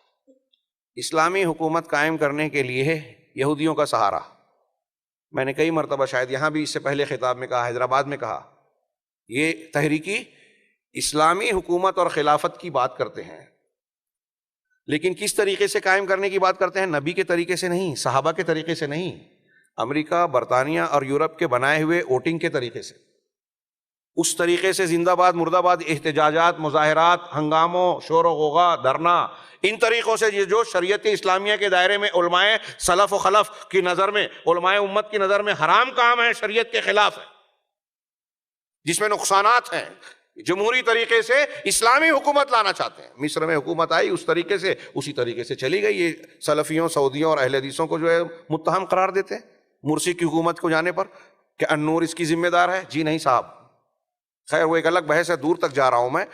یہاں دوسری بات جو ہے کہ شیخ حسن البنا اور ان کے جو رفقا ہیں یا دوسرے جو لوگ ہیں ان کے ہم فکر ہیں، ان لوگوں کی کوششیں دعوت و تبلیغ میں آپ یہ نہیں دیکھیں گے کہ قبروں کی پرستش کو روکنے کی کوشش کرتے ہوں، بت پرستی، قبروں پر جو عرس اور میلاد اور اس قسم کی خرافات ہوتی ہیں جو کتاب و سنت کے خلاف ہیں، جو چیز قوم نوح کے درمیان کفار مکہ کے یہاں جو شرک تھا وہ اس امت میں ان قبروں کے نام سے بہت سارے لوگ کر رہے ہیں، اس پر یہ خاموشی اختیار کر رہے ہیں۔ اور حیرت انگیز بات یہ ہے کہ شیخ حسن البنا، سیدہ زینب کی مصر میں جو قبر ہے اس پر جو سالانہ عرس اور میلہ لگتا تھا اس میں شریک ہوتے تھے اور اس میں تقریر کرتے تھے، اور پوری تقریر میں کبھی بھی انہوں نے قبر پر جو خرافات کی جاتی ہے، وہاں جو نظر و نیاز مانی جاتی تھی، وہاں چڑھاوے چڑھائے جاتے تھے، وہاں سجدے اور مختلف قسم کی عبادتیں کی جاتی تھی، اس کے خلاف ایک جملہ بھی نہیں کہا۔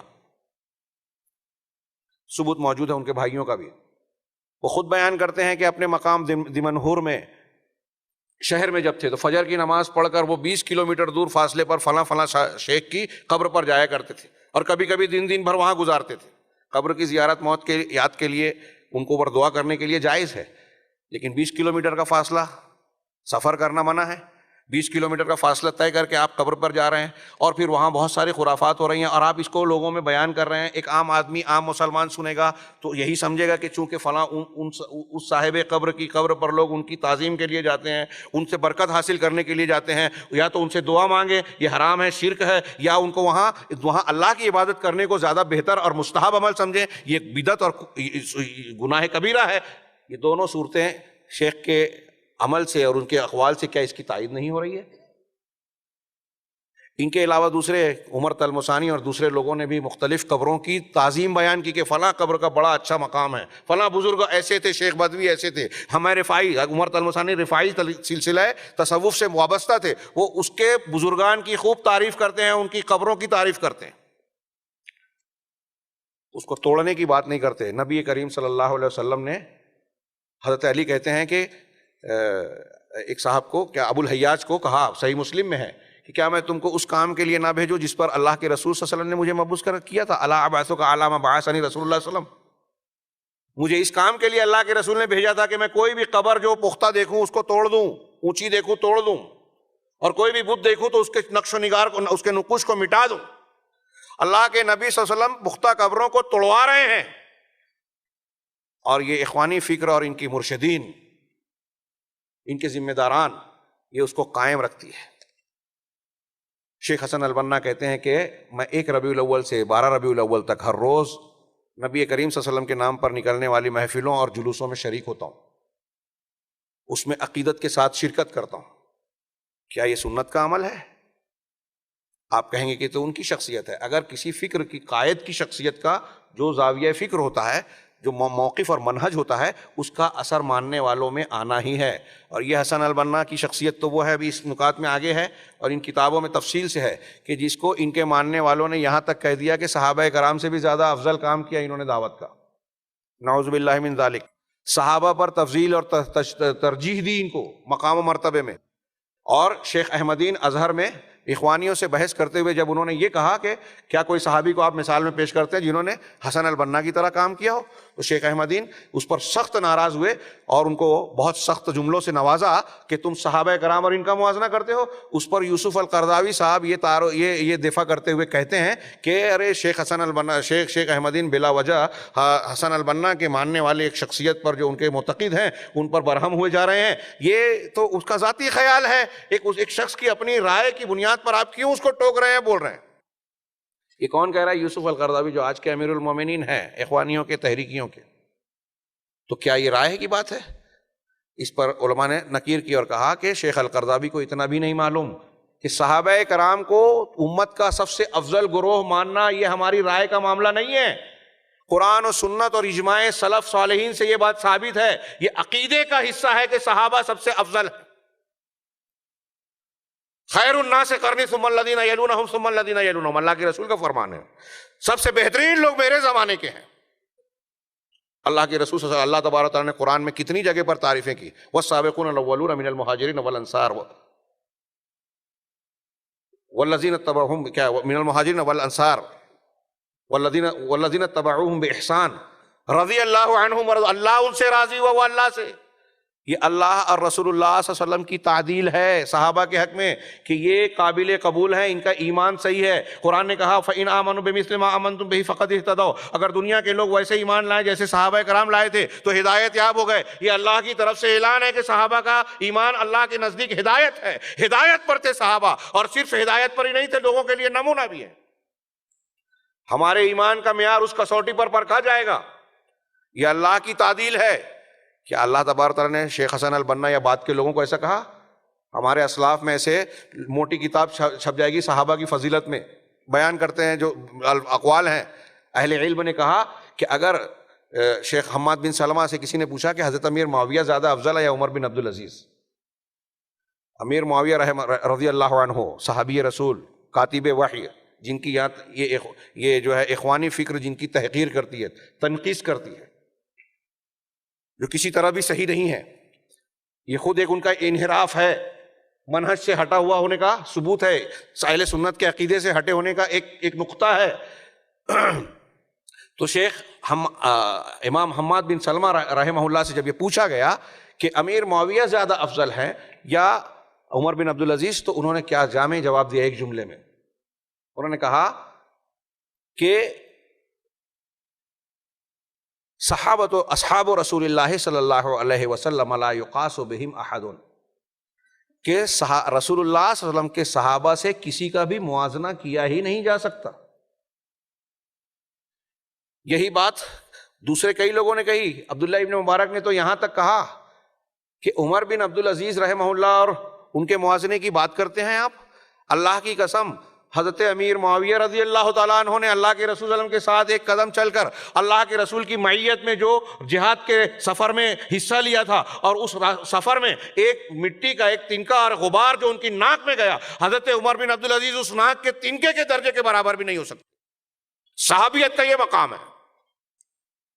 یہاں حسن البنا کو ترجیح دی جا رہی ہے تحریکیوں کے یہاں، یہ کہتے ہیں، ہمارے یہاں بھی کہا جاتا ہے اس تحریکی پہ کوئی بھی تنقید سے بالا تر نہیں۔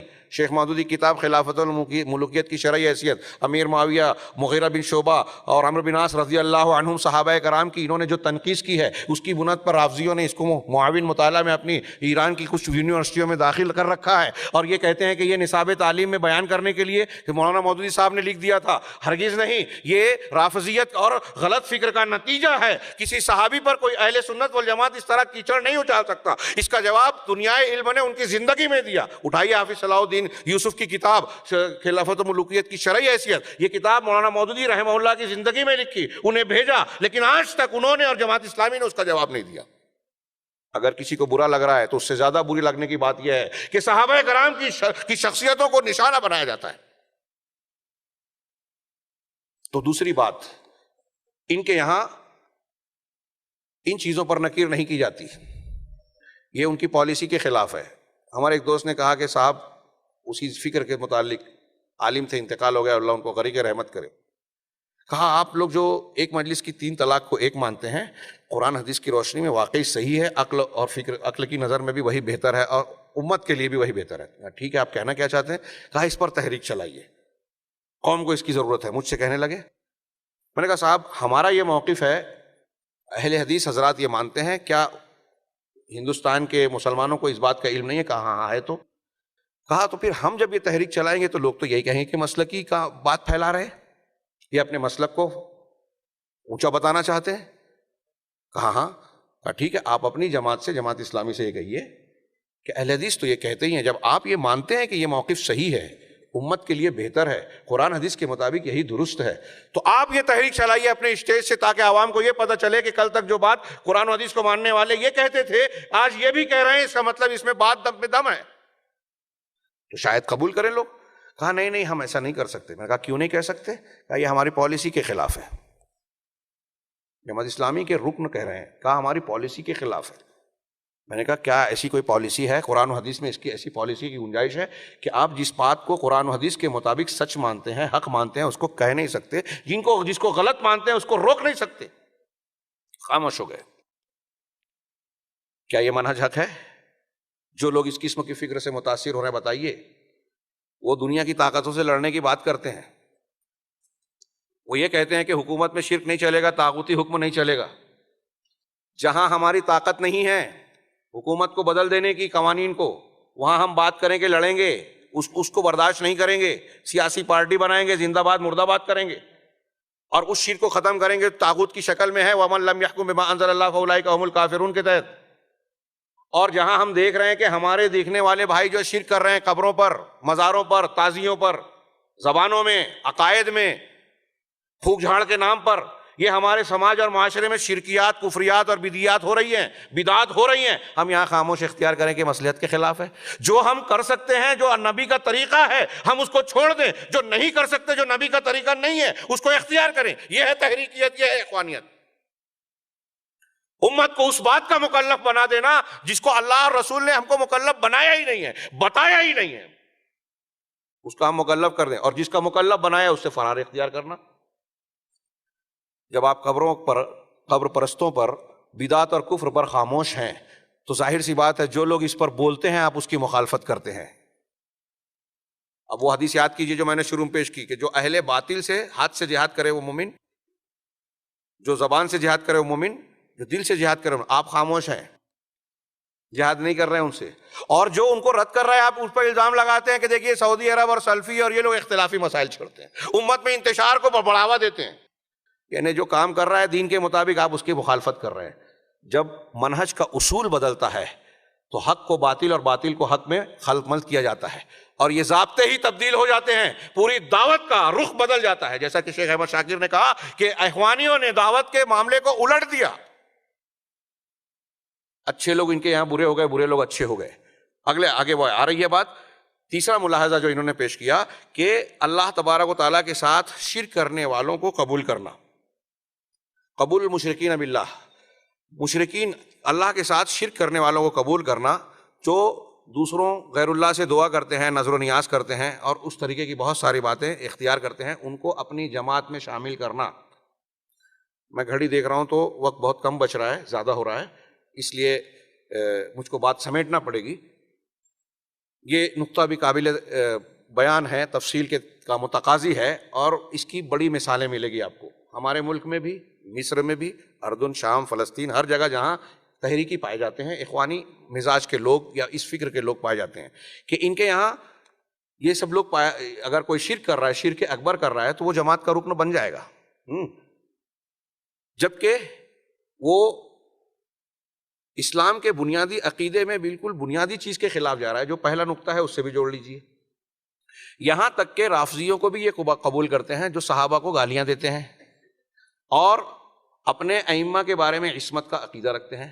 یہاں اتنی ہی بات کہی, لیکن اگر شیعوں کی آپ تفصیل پڑھیں تو وہ موجودہ جو قرآن ہم مانتے ہیں اس قرآن کو نہیں مانتے. وہ کہیں گے, آپ پوچھیں گے تو کہیں ہاں قرآن کو مانتے ہیں. آپ پوچھئے کہ الف لام الحمد سے لے کے والناس تک جیسا ہے ویسا ہی مانتے ہو؟ اگر وہ تقیہ نہیں کرے گا تو خاموش رہے گا, لیکن ان کے یہاں تقیہ بھی ہے, کہہ دے گا ہاں مانتا ہوں. شیعہ کتابوں میں ان کی امہات الکتب میں جو بنیادی کتابیں ہیں, 1 2 5 7 100 200 نہیں, 5000 روایتیں ایسی ہیں جو کہتی ہیں کہ قرآن میں ہر قسم کی تحریف ہوئی ہے.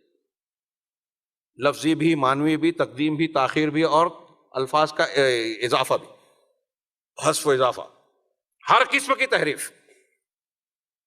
اس لیے اہل علم نے کہا کہ اگر کوئی کہتا ہے کہ میں شیعہ ہوں، جس کو ہم رافضی کہتے ہیں، اور وہ یہ کہے کہ میں قرآن کو ایسے ہی مانتا ہوں جیسے ہے، تو وہ شیعہ نہیں ہے۔ اگر شیعہ ہے تو اس کو قرآن کو محرف ماننا ہوگا۔ ابوبکر صدیق، عمر فاروق، حضرت عائشہ ام المومنین، اور ان لوگوں کو وہ گالیاں دینا اور کفر کافر کہنا، جو ابو بکر اور عمر کو کافر کہتے ہیں وہ ہم کو اور آپ کو۔ ابھی آئے تھے ایرانی صدر، ہندوستان میں دعوت دیا کہ اتحاد کی دعوت دے رہے ہیں۔ ہمارے یہاں لوگ ہاتھوں ہاتھ لیتے ہیں تحریکی۔ سلمان صاحب، جنہوں نے شروع میں ابو بکر البغدادی کی تعریف کی تھی داعش کی، بعد میں جو ہے وہ سلفیوں کے، سعودی کے خلاف ہو گئے، اور یہ کہتے ہیں کہ داعش ان کے ساتھ ہی، اور داعش کے خلاف بات کرنے لگے۔ اور ابھی انہوں نے کیا کچھ بیان کیا؟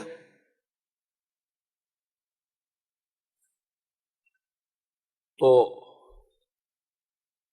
یہ ایک طرف اتحاد کی دعوت دے رہے ہیں، دوسری طرف حوثی رافضی سنیوں کا قتل عام کر رہے ہیں یمن میں۔ شام میں ابھی 2 روز پہلے جو تخمینہ آیا اخبار کے مطابق، میں ایسا مانتا ہوں کہ تعداد اس سے زیادہ ہے، کہ 3,80,000 لوگ گزشتہ 4 سے 5 سال میں سنیوں کو قتل کیا جا چکا ہے۔ وہاں روافظ بالکل سامنے سامنے ہیں، بشار الاسد کے ساتھ ہے، رشیا کی فوج کے ساتھ ہیں، اور یہ حزب اللہ بھی ان کے ساتھ دے رہی ہے، شام میں بھی اور یمن میں بھی، عراق میں بھی۔ عراق کے پیٹرول کا 25% اس وقت ایران کو جا رہا ہے۔ ایران بحرین کو کہتا ہے کہ ہماری یہ 14ویں ریاست ہے، بحرین کو اپنانا چاہتا ہے اس لیے کہ وہاں آبادی میں روافظ زیادہ ہے۔ فلسطین کی مدد اگر ایران کر رہا ہے، سن لیجئے، تو وہ فلسطین کے لیے نہیں، جب تک وہاں سنی لوگوں کی تحریک چلتی رہی وہ خاموش تھے۔ حماس نے ایران کی طرف، جو اخوانیوں سے فکر سے متعلق ہے، حماس اس کی مدد کرتا ہے، اس میں ایران کا مقصد یہ ہے کہ ان کے ذریعے سے فلسطین میں اپنا اثر رسوخ بڑھایا جائے، سعودی اور سنی ملکوں کا گھٹایا جائے، اور یہود و نصارہ کے پروگرام کو نافذ کرنے میں وہاں پروگرام کو آگے بڑھایا جائے۔ اب یہ اخوانی ان کا ساتھ دیتے ہیں، اور میڈیا سے لے کر ہر محاذ پر ان کا تعاون کرتے ہیں، ان کی فکر کو عام کرتے ہیں، ان کا دفاع کرتے ہیں، ان کی برائیوں پر پردہ ڈالتے ہیں، جبکہ انہوں نے عالم اسلام کے لیے کبھی کچھ نہیں کیا، پوری اسلامی تاریخ میں کچھ نہیں کیا۔ حضرت عثمان غنی رضی اللہ تعالیٰ عنہ کی شہادت، حضرت علی کی شہادت سے لے کر عمر فاروق کی شہادت سے لے کر آج تک سقوط بغداد، جس میں 9 لاکھ 10 لاکھ مسلمانوں کو تہہ تیگ کیا گیا، ہر جگہ روافظ کا ہاتھ ملے گا۔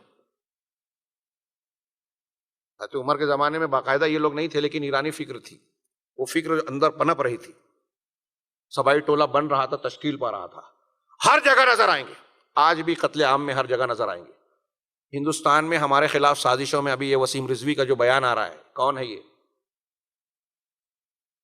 اس میں یہ بھی ہے، ان کے اخوانیوں کی فکر میں یہ حصہ بھی ہے کہ ہم میں سے ایک آدمی بم دھماکہ کرے، دوسرا اس کی برائی بیان کرے۔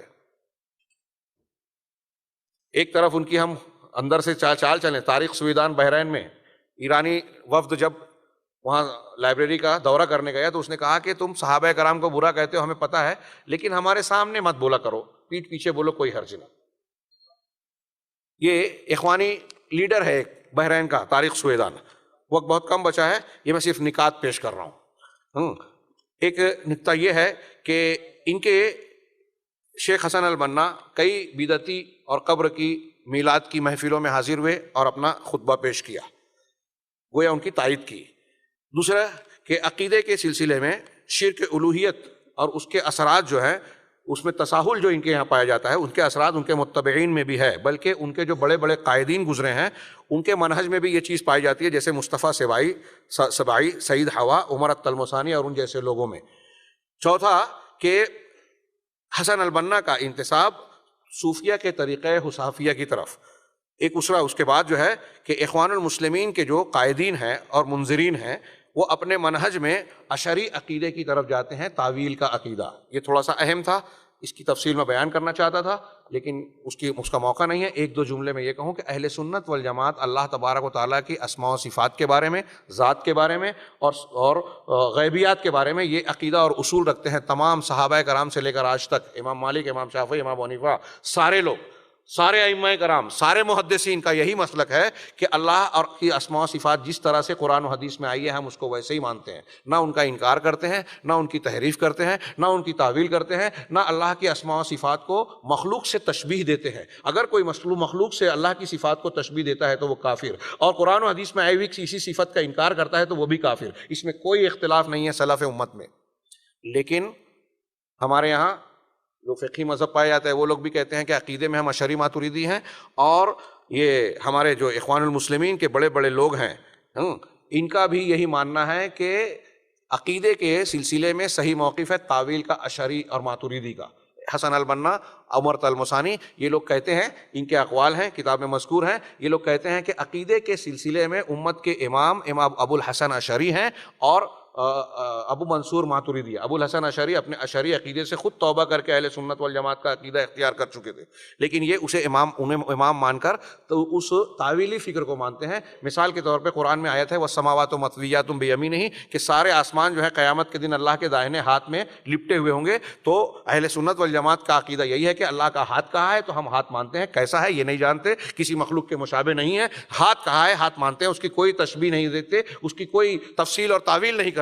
تو لیکن عمر طلمسانی کہتے ہیں کہ یہاں ہاتھ سے مراد اللہ تبارک و تعالیٰ کی طاقت ہے، کہ اس طاقت کی بنیاد پر اللہ تبارک و تعالیٰ آسمانوں کو جو ہے سمیٹ دے گا، اس کی قدرت اور طاقت ہے، اس سے مراد ہاتھ نہیں ہے۔ یہ میں نے ایک مثال دی، ایسی کئی مثالیں ہیں جس سے یہ پتہ چلتا ہے کہ عقیدے میں یہ اہل سنت والجماعت کے طریقے سے ہٹے ہوئے ہیں۔ نوجوان اس کو نوٹ کریں کہ منہج سے جو ہٹا ہوا ہوگا، عقیدے میں جو ہٹا ہوا ہوگا، وہ بعد میں دوسرے امور میں صحیح نہیں ہو سکتا۔ اس کے بعد جو ہے ایک نقطہ کہ ان کے یہاں اخوانی منہج میں ولا اور برا کا ضعف، کمزور ہونا، اس تعلق سے یہ پوری تفصیل بیان کی جا سکتی ہے۔ ولا اور برا یعنی دوستی اور دشمنی، قرآن و حدیث کی روشنی میں یہ عقیدے کا ایک مسئلہ ہے، اور آپ کو اہل سنت والجماعت کی عقیدے کی کتابوں میں یہ مسئلہ ملے گا کہ کس سے رشتہ جوڑنا ہے، کس سے کاٹنا ہے۔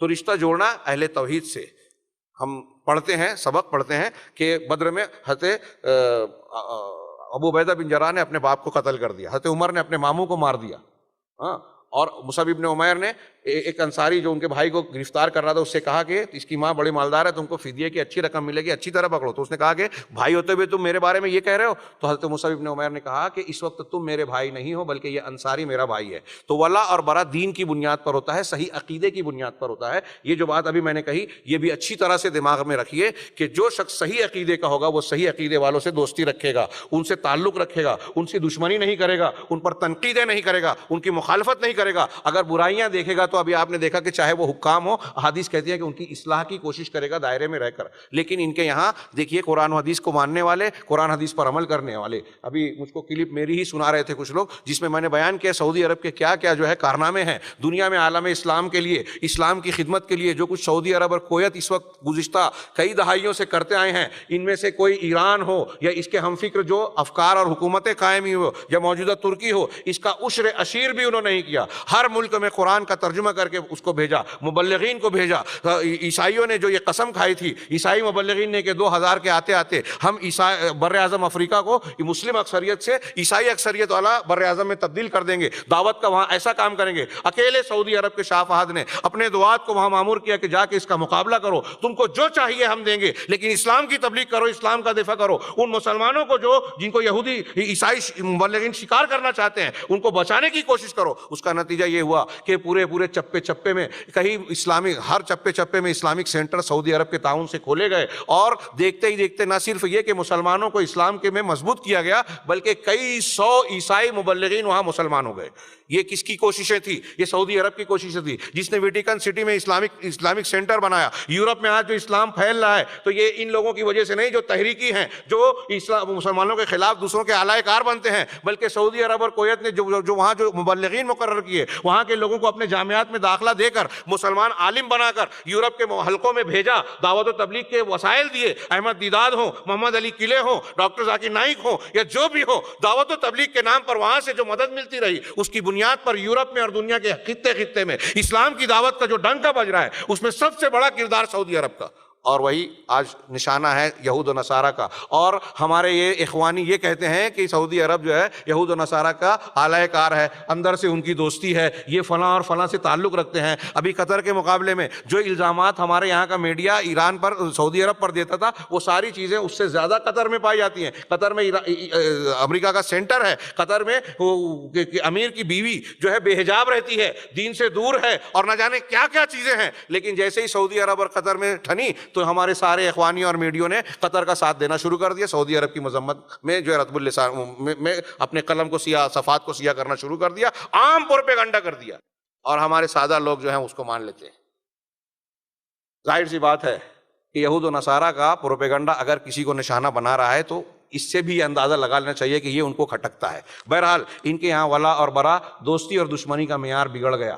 اب جو دین کے دشمن ہیں وہ ان کے دوست ہیں, جو دین کے دوست ہیں وہ ان کے دشمن ہیں. بتائیے آپ ایسی تحریکیت اور ایسے لوگوں سے وابستہ ہو کر اسلام کو فائدہ پہنچاؤ گے یا نقصان پہنچاؤ گے؟ اس کے بعد یہ ہے کہ موحد سلفیوں سے ان کی دشمنی اور بدعتیوں اور مشرکین سے ان کی ہمدردی, اور یہ سب سے بڑی دلیل ہے ان کے غلط ہونے پر اور ان کے منہج کے راہ حق سے اور صحیح راستے سے ہٹے ہونے پر. اس کی دلیلیں پوری تاریخ میں بہت ملتی ہے. افغانستان میں نورستان کے نام سے شیخ جمیل الرحمان ان کے متبعین کتاب و سنت کے نام پر ایک اندرونی حکومت قائم کی تھی اور زبردست کامیابی سے چل رہی تھی. اس کی مخالفت رشیا والوں کے مقابلے سے بڑھ کر وہاں کے یہ تحریکیوں نے کی, اور شیخ جمیل الرحمان اور ان کے مخالفین کے ساتھ جنگ کی, ان کی طاقت اور زور کو توڑنے میں پورا حصہ اور کردار نبھایا. اور یہ صرف افغانستان میں نہیں ہوا, دنیا کے مختلف خطوں اور حصوں میں ہوا. ہاں, یہ ایک چیز, یہ ایک نقطہ یہ ہے کہ یہ لوگ جو حکام ہیں ان کی غلطیوں کو ڈھونڈتے ہیں تاکہ ان کے خلاف لوگوں کو بھڑکائیں. خوارج کی پیروی کرتے ہوئے جن لوگوں نے حضرت عثمان غنی کے خلاف لوگوں کو بھڑکایا تھا, حضرت عثمان غنی کو قتل کرنے کی کوشش کی گئی, ناکام ہو گئے, اور پھر جس نے قتل کیا وہ بھی خوارج کی کوششوں کا نتیجہ تھا, اس کو بھڑکایا تھا. اور پھر اس کے علاوہ حضرت علی رضی اللہ تعالیٰ عنہ کو قتل کیا کس نے؟ عبد الرحمن ابن ملجم نے. میں نے کئی جگہ تقریروں میں بیان کیا, یہ قرآن کا بہت اچھا قاری تھا, بڑا نیک تھا. حضرت عمرو بن عاص نے جب مصر کو فتح کیا تو حضرت عمر فاروق کو خط لکھا کہ یہاں قرآن پڑھانے والے کسی آدمی کو بھیجیے, نئے مسلمانوں کو قرآن سکھانے کی ضرورت ہے. تو انہوں نے خط لکھ کر اس آدمی کو بھیجا, عبد الرحمن بن ملجم کو, حضرت عمر فاروق نے, کہ یہ قرآن کا بہت ہی اچھا قاری ہے, میں تمہارے مطالبے پر میں اپنے آپ پر اس کو تمہارے لیے ترجیح دے رہا ہوں, اس کو تم اچھا رہنے کا انتظام کرو اور اچھی تعلیم کا نظم کرو, ایک اچھا مقام دے دو, یہ لوگوں کو قرآن سکھائیں گے. یہ مصر گیا, مصر میں ہی تھا, یمن میں جب عبداللہ بن سبا اور اس کا فتنہ اٹھا اور وہاں سے اس نے بہت ساری باتیں سنی تو اس نے خارجیت کو قبول کیا اور پھر خارجیوں سے منسلک ہو گیا. اور اس کے بعد اسی نے جو ہے حضرت علی کے قتل کی جب سازش بنی 3 لوگوں کو ایک ہی وقت میں قتل کرنے کی, عثمان غنی, حضرت علی, حضرت عبداللہ عمرو بن عاص کو, تو اس میں اس نے اپنے آپ کو پیش کیا کہ حضرت علی رضی اللہ عنہ کو میں قتل کروں گا. نیک انسان. آپ کو نوجوان دھیان دیجئے کہ خارجی فکر جو ہے مسلمانوں کو کافر بناتی ہے, صحابہ کرام کو کافر بناتی ہے, ان کو قتل کرنے کا فتویٰ دیتی ہے. اس لیے یہ جو آج مسلمانوں کو کافر قرار دے کر واجب القتل کہتے ہیں عالم اسلام میں, یہ اخوانی اور بہت سارے لوگوں کو, مصر کے کئی وزیروں کو, شام کے کئی مسلمانوں کو انہوں نے قتل کیا یہ فتویٰ دے کر, جبکہ یہ کام حکومت کا ہے. اسلامی اصولوں کے مطابق یہ ہر ایک کا کام نہیں ہے کہ میں کسی کو کہہ دوں کہ یہ کافر ہے اور اس کو گولی مار دوں, یہ جائز ہی نہیں ہے. اگر یہ ایسا ہو بھی تو یہ حکومت کا کام ہے, اور حکومت اور قاضی اگر نہیں ہے تو یہ عوام کا کام نہیں ہے. بہرحال انہوں نے بہت سارے وزراء کو, نقراشی اور دوسری مثالیں ہیں جو کتابوں میں بیان کی گئی ہیں, ان کو قتل کیا. تو انہوں نے حضرت علی رضی اللہ تعالیٰ عنہ کو عبد الرحمن بن ملجم نے شہید کیا, اور اس کے بعد اس کو شرمندگی بھی نہیں تھی. یہ کہتا تھا کہ مجھ کو جب سزا میں قتل کرنا تو گردن مار کر یکلخت نہیں مارنا, بلکہ میرے ایک جسم کے ایک حصے کو کاٹ کر مجھے مارنا.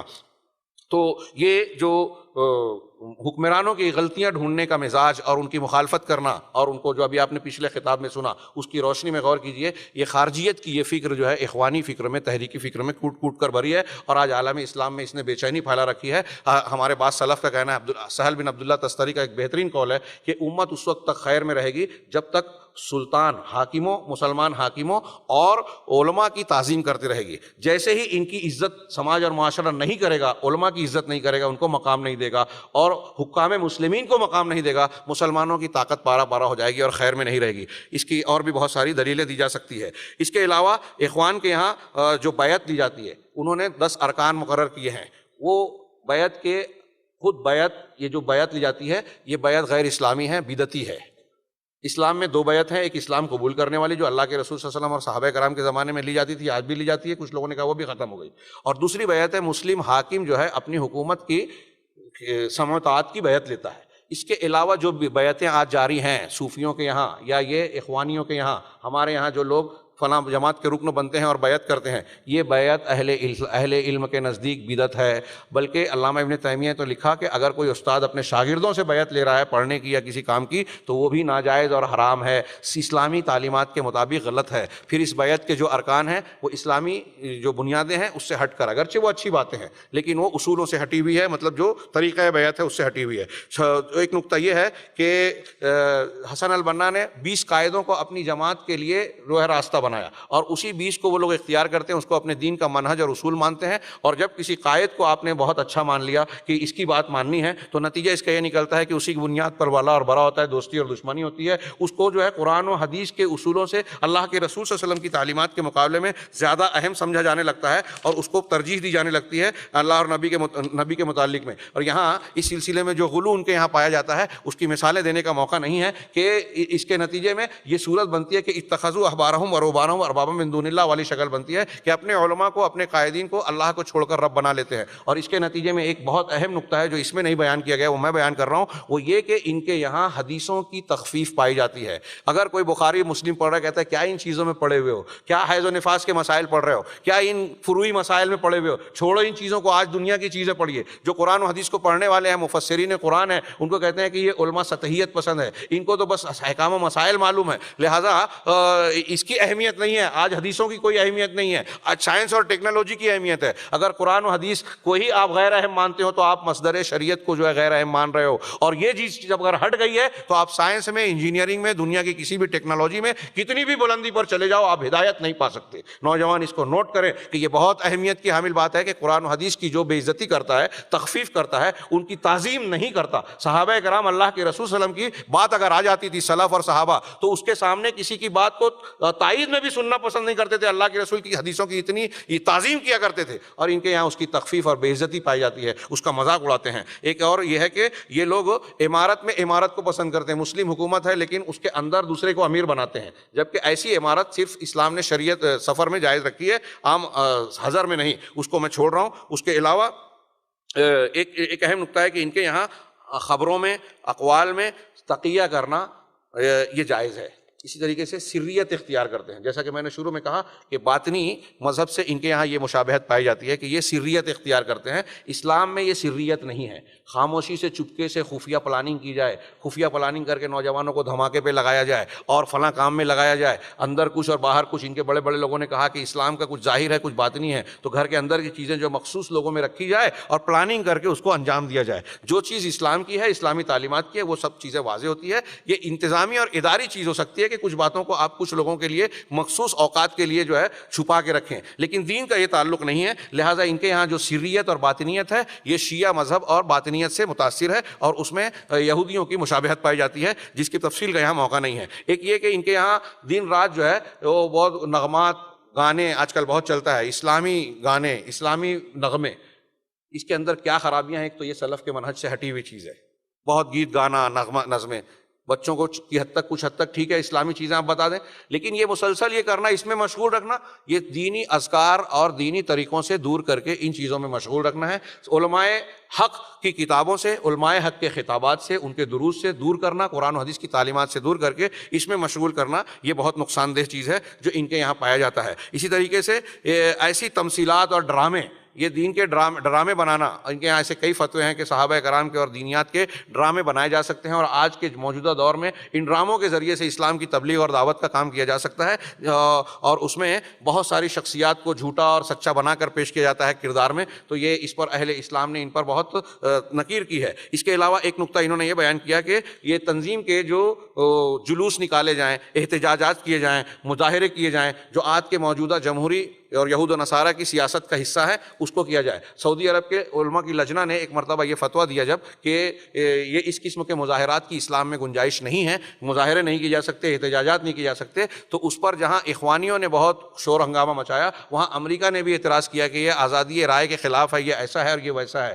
تو اہل سعودی عرب نے جواب دیا کہ اگر آپ یہ کہتے ہو کہ آزادی رائے ہے تو یہ ہمارے دین کی تعلیم ہے، ہم اپنے دین کی تعلیم کے تحت جو ہے سعودی عرب میں جو ہے احکامات کو نافذ کرتے ہیں کتاب و سنت کی بنیاد پر، تو آپ ہم کو ہمارا یہ آزادی کا حق کیوں نہیں مانتے؟ بہرحال یہ ساری باتیں ہوئی، تو یہ احتجاجات پر یہ لوگ قرآن و حدیث سے الٹی سیدھی دلیلیں پیش کرنا چاہتے ہیں جو موجودہ جمہوریت کا حصہ ہے، قرآن و حدیث کا طریقہ نہیں ہے، اور اس سے کتنے فساد ہوتے ہیں، کتنے دنگے ہوتے ہیں، کتنے معصوم لوگوں کی جانیں جاتی ہیں، کتنا مال ضائع ہوتا ہے، اور کتنی بے ہنگاموں کا اظہار ہوتا ہے جو اسلامی مزاج کے خلاف ہے، لیکن یہ اس کو اسلام کا حصہ بناتے ہیں۔ اس کے علاوہ ایک چیز یہ ہے کہ ان کے یہاں جو ہے اغتیالات، کسی کو قتل کر دینا، کسی کے خلاف جو ہے سازش کر کے اس پر اچانک حملہ کر دینا اور قتل کر دینا، یہ ایک کتاب کا نقط فوق الحروف الاخوان المسلمین والاغتیالات، یہ احمد عادل کمال جو اخوان کے ایک عضو ہیں، انہوں نے اس موضوع پر لکھا ہے۔ اس موضوع کے تحت ان دوسری کتابوں میں یہ چیزیں لکھی گئی ہے کہ حضرت علی اور عثمان غنی کو جس طرح قتل کیا، ان لوگوں نے ایسے بہت سارے قاتلین کو تیار کیا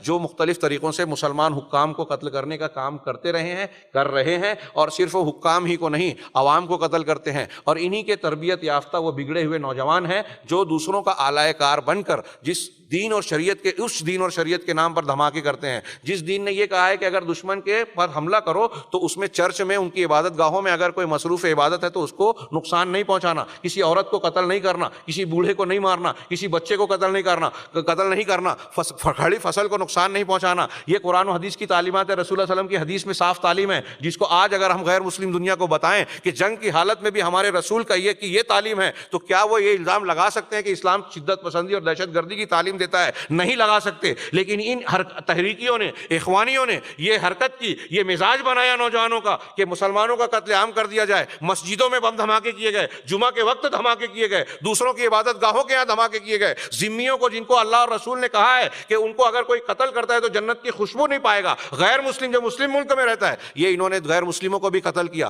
قرآن و حدیث کی تعلیمات کے سراسر خلاف ان کا یہ منہج اور طریقہ ہے کہ اگر دینی مقاصد ہے تو قتل کیا جا سکتا ہے۔ شیخ عبد القادر عودہ، سلمان عودہ، ان لوگوں نے الجزائر کے قتل عام میں کہا کہ صرف 10,000 لوگ تو مرے ہیں نا تحریک کے لیے، تو کیا فرق پڑتا ہے؟ 10,000 معصوم لوگوں کی جان چلے جانا ان کے قائدین کے نزدیک کوئی معنی نہیں رکھتا۔ اس سے آپ اخوانیت اور تحریکیت کا مزاج جان سکتے ہیں کہ اللہ کے رسول، اللہ کا کلام کہتا ہے کہ ایک بھی اگر جان ناحق جاتی ہے تو پوری انسانیت کا قتل ہے، اور ان کا ایک قائد کہتا ہے کہ 10,000 لوگ مر گئے تحریک کے لیے، تو کیا فرق پڑتا ہے؟ تو ان کے یہاں اس کی کثرت ہے، اس کے فتوے ہیں، اور اس کی بنیاد پر یہ سارا دھوم مچا ہے جس کی وجہ سے آج مسلمان بدنام ہو رہے ہیں، اسلام پر دہشت گردی کا الزام لگ رہا ہے۔ آخری نقطہ یہ ہے کہ ان کے یہاں یہ لوگ جو ہیں لوگوں کو علماء حق سے، علماء سنت سے جو ہے دور کرتے ہیں، ان سے آری کرتے ہیں، ان کی کردار کشی کر کے نوجوانوں کو ان سے دور کرتے ہیں۔ نوجوان جو آج کے دور میں دیکھیے کہ علماء کی کتنی تنقید کرتے ہیں۔ قرآن و حدیث میں موقع نہیں ہے کہ یہ بتائیں کہ اگر علماء حق ہیں تو ان کا کیا مقام ہے۔ امام حنیفہ کی تشریح کے مطابق وہ حدیث قدسی دیکھیں، من عاد علی ولیا فقد آذنتہ بالحرب، حدیث قدسی ہے کہ جو میرے کسی ولی سے دشمنی کرے گا تو مجھ سے جنگ کا اعلان کر رہا ہے۔ یہ اللہ کے رسول صلی اللہ علیہ وسلم نے کہا کہ اللہ تعالیٰ کہہ رہا ہے، لمبی حدیث ہے۔ اس حدیث کی تشریح میں امام حنیفہ رحمہ اللہ، خطیب بغدادی اور دوسرے کئی لوگ کہتے ہیں کہ اللہ کے ولیوں میں سر فہرست علماء حق ہے۔ اب علماء حق سے اگر کوئی دشمنی کر رہا ہے تو اللہ سے جنگ کا اعلان کر رہا ہے۔ تحریکی مزاج کے لوگ اپنے مخالف تمام علماء کرام کو گمراہ قرار دیتے ہیں۔ ابھی آپ نے سنا پہلی تقریر میں بھی، دوسری میں بھی، عالم عرب کے جو بڑے بڑے علماء، شیخ ابن باز رحمہ اللہ، شیخ البانی رحمہ اللہ، شیخ فوزان، علامہ جبرین اور دوسرے بہت علماء بارزین، یہ ان کی تحقیر کرتے ہیں اور کہتے ہیں کہ یہ مرتزقہ ہیں، یہ اعلی کار، یہ دینار و درہم کے اور کیا وظیفہ خوار لوگ ہیں، حکومت کے درباری علماء ہیں، یہ حیض و نفاس کے علماء ہیں۔ اس قسم کے گھنانے اور گھٹیا الزامات ان پر لگاتے ہیں اور کہتے ہیں کہ ان علماء کو ہم نہیں۔ اسامہ بن لادن اور ایمن الظواہری نے مختلف ذریعوں سے سعودی عرب کے ان علماء کو کہا تھا کہ اگر آپ ہمارے خلاف فتویٰ دیں گے یا خاموش نہیں رہیں گے، آپ اپنے حکومت کا دفاع کریں تو ہم آپ کو بھی قتل کر دیں گے۔ علماء کو قتل کرنا ان کے لیے کوئی بات نہیں، کافر قرار دے دینا۔ شیخ محمد بن عبد الوہاب، علامہ ابن تیمیہ پہ الزام لگتے ہیں کہ سلفیوں کے یہاں یہ دہشت گردی کی تعلیم ہے، اور شیخ محمد بن عبد الوہاب اور علامہ ابن تیمیہ کی کتابوں میں یہ چیز پائی جاتی ہے۔ ابھی شیخ سلمان نے بھی لکھا، حالانکہ یہ جتنے داعش اور اس قسم کے جتنے گروہ ہیں، میں یہاں بہت ذمہ داری سے بول رہا ہوں، ان کے نوجوانوں کے پاس آپ دیکھیے جس سے ان کا دماغ خراب ہوا ہے، شدت پسندی اور جن کتابوں کی وجہ سے آئی ہے وہ تحریکیوں کی کتابوں سے آئی ہے، سید قطب کی کتابوں سے آئی ہے۔ سید شیخ علی اشماوی کہتے ہیں کہ سید قطب ایک آدمی آیا اور مجھ سے کہا کہ میں نے فی ظلال القرآن سید قطب کی جو پڑھی ہے، آخری بات ہے یہ، سید قطب کی پڑھی ہے، اس کو پڑھنے کے بعد مجھے مسلمانوں کے ذبیحے کو کھانے کا دل نہیں ہوتا، تو میں کیا کروں؟ شیخ اشماوی نے کہا ٹھیک ہے ہم چلتے ہیں۔ وہ جا کے سید قطب سے سوال کیا کہ ہمارے ایک صاحب پاس ایک آدمی آیا اور انہوں نے سوال کیا کہ آپ کی کتاب پڑھ کے انہیں لگتا ہے کہ سارے لوگ کافر ہیں، تو میں ان کا ذبیحہ کھاؤں یا نہ کھاؤں اگر کافر ہے تو سید قطب نے جواب دیا کہ چھوڑیے ان کو، ان کا ذبیحہ کھانے دیجئے، اور یہ بتائیے کہ یہ جو اپنے آپ کو مسلمان کہہ رہے ہیں ان کو اہل کتاب کی طرح مان لیں، کیونکہ قرآن نے اہل کتاب کے ذبیحے کو کھانے کے جائز قرار دیا ہے، اس لیے اہل کتاب سمجھ کر ان کا ذبیحہ کھا لیا جائے۔ سید قطب جو پہلے امریکہ میں پڑھ کر آئے تھے اور پہلے دیندار نہیں تھے، بعد میں دین کی طرف آئے، ان کے نزدیک ان کی فکر سے ہٹ کر جتنے لوگ بھی ہیں، سارا مسلمانوں کا معاشرہ جاہلی معاشرہ ہے۔ ان کی کتابوں میں لکھا ہوا ہے، ان کی کتاب موجود ہے، سارا معاشرہ جاہلی ہے، ان کے قتل کیا جا سکتا ہے، ان کے ہاں یہ فکر پائی جاتی ہے۔ تو یہ پورے مسلمانوں کو ایک طرف کافر، ایک طرف کشادگی کی بات کرتے ہیں تو یہود و نصارہ کو بھی اپنا بنانے کی بات کرتے ہیں، اور دوسری طرف مسلمانوں کو بھی کافر قرار دیتے ہیں۔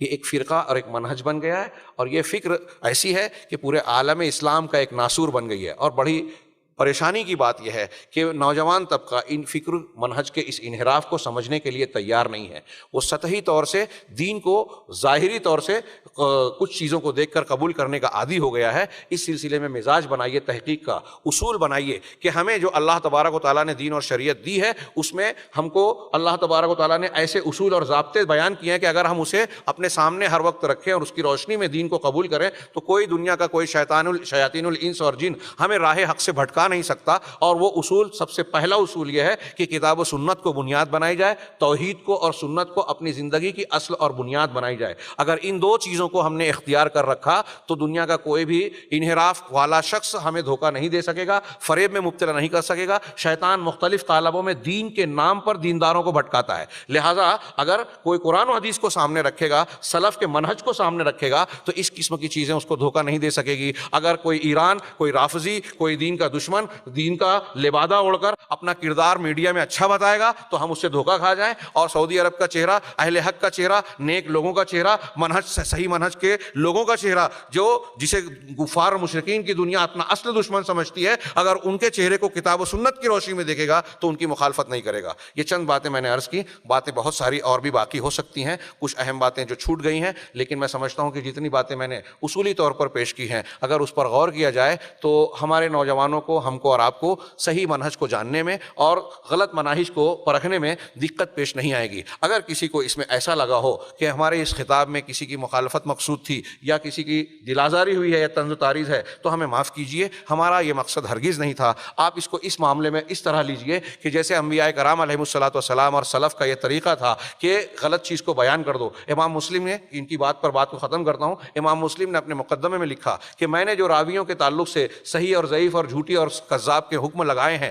تو اس سلسلے میں قرآن و حدیث کی تعلیم جو دیکھی میں نے اپنے اساتذہ اور علماء سے پوچھا، سفیان ثوری سے پوچھا، امام مالک سے سوال کیا گیا، یہ انہوں نے نقل کی روایت کے ساتھ، امام مالک سے پوچھا گیا، امام سفیان ابن عیینہ سے پوچھا گیا کہ اگر ایک شخص میرے پاس آتا ہے اور وہ کہتا ہے کہ فلاں حدیث جو ہے وہ فلاں راوی سے ہے تو وہ راوی صحیح ہے یا نہیں، اور وہ راوی ثابت نہیں ہے، صحیح نہیں ہے، تو کیا میں اس سے یہ بات بیان کر دوں؟ تو اس نے کہا کہ اس سے تم ضرور بیان کر دو کہ وہ راوی ثابت نہیں ہے، ھذا لم یثبت، یہ کذاب ہے، یہ جھوٹا ہے۔ محدثین نے جو روات حدیث کو بیان کیا کہ یہ جھوٹا ہے، یہ ضعیف ہے، یہ حافظے میں کمزور ہے، اس کی حدیث نہیں لی جا سکتی، یہ وضاح ہے، تو یہ کیوں بیان کیا؟ ان شخصیتوں کی برائی بیان کرنے کے لیے نہیں، بلکہ امت کو بچانے کے لیے کہ ان کی روایت کو لے کر آپ دھوکہ نہ کھا جائیں، ان کی روایت کو ان کی روایت کو آپ دین نہ سمجھیں۔ ایسے ہی ہر عالم کا، ہر صاحب ایمان کا یہ حق ہے کہ جس فکر کو، جس منہج کو غلط جانتا ہے، سمجھتا ہے، اس کو لوگوں کے سامنے بیان کرے۔ اللہ تبارک و تعالیٰ سے دعا ہے کہ وہ حق بات بیان کرنے کی توفیق عطا فرمائے، حق کو قبول کرنے کی توفیق عطا فرمائے، آج کے تمام دنیا کے فتنوں سے، عذابوں سے ہمیں محفوظ رکھے، اور برزخ اور آخرت کے ہر قسم کے عذاب سے محفوظ رکھے۔ اقول قولی ھذا واستغفر اللہ لی ولکم سائر المسلمین، وصلی اللہ علی نبینا محمد۔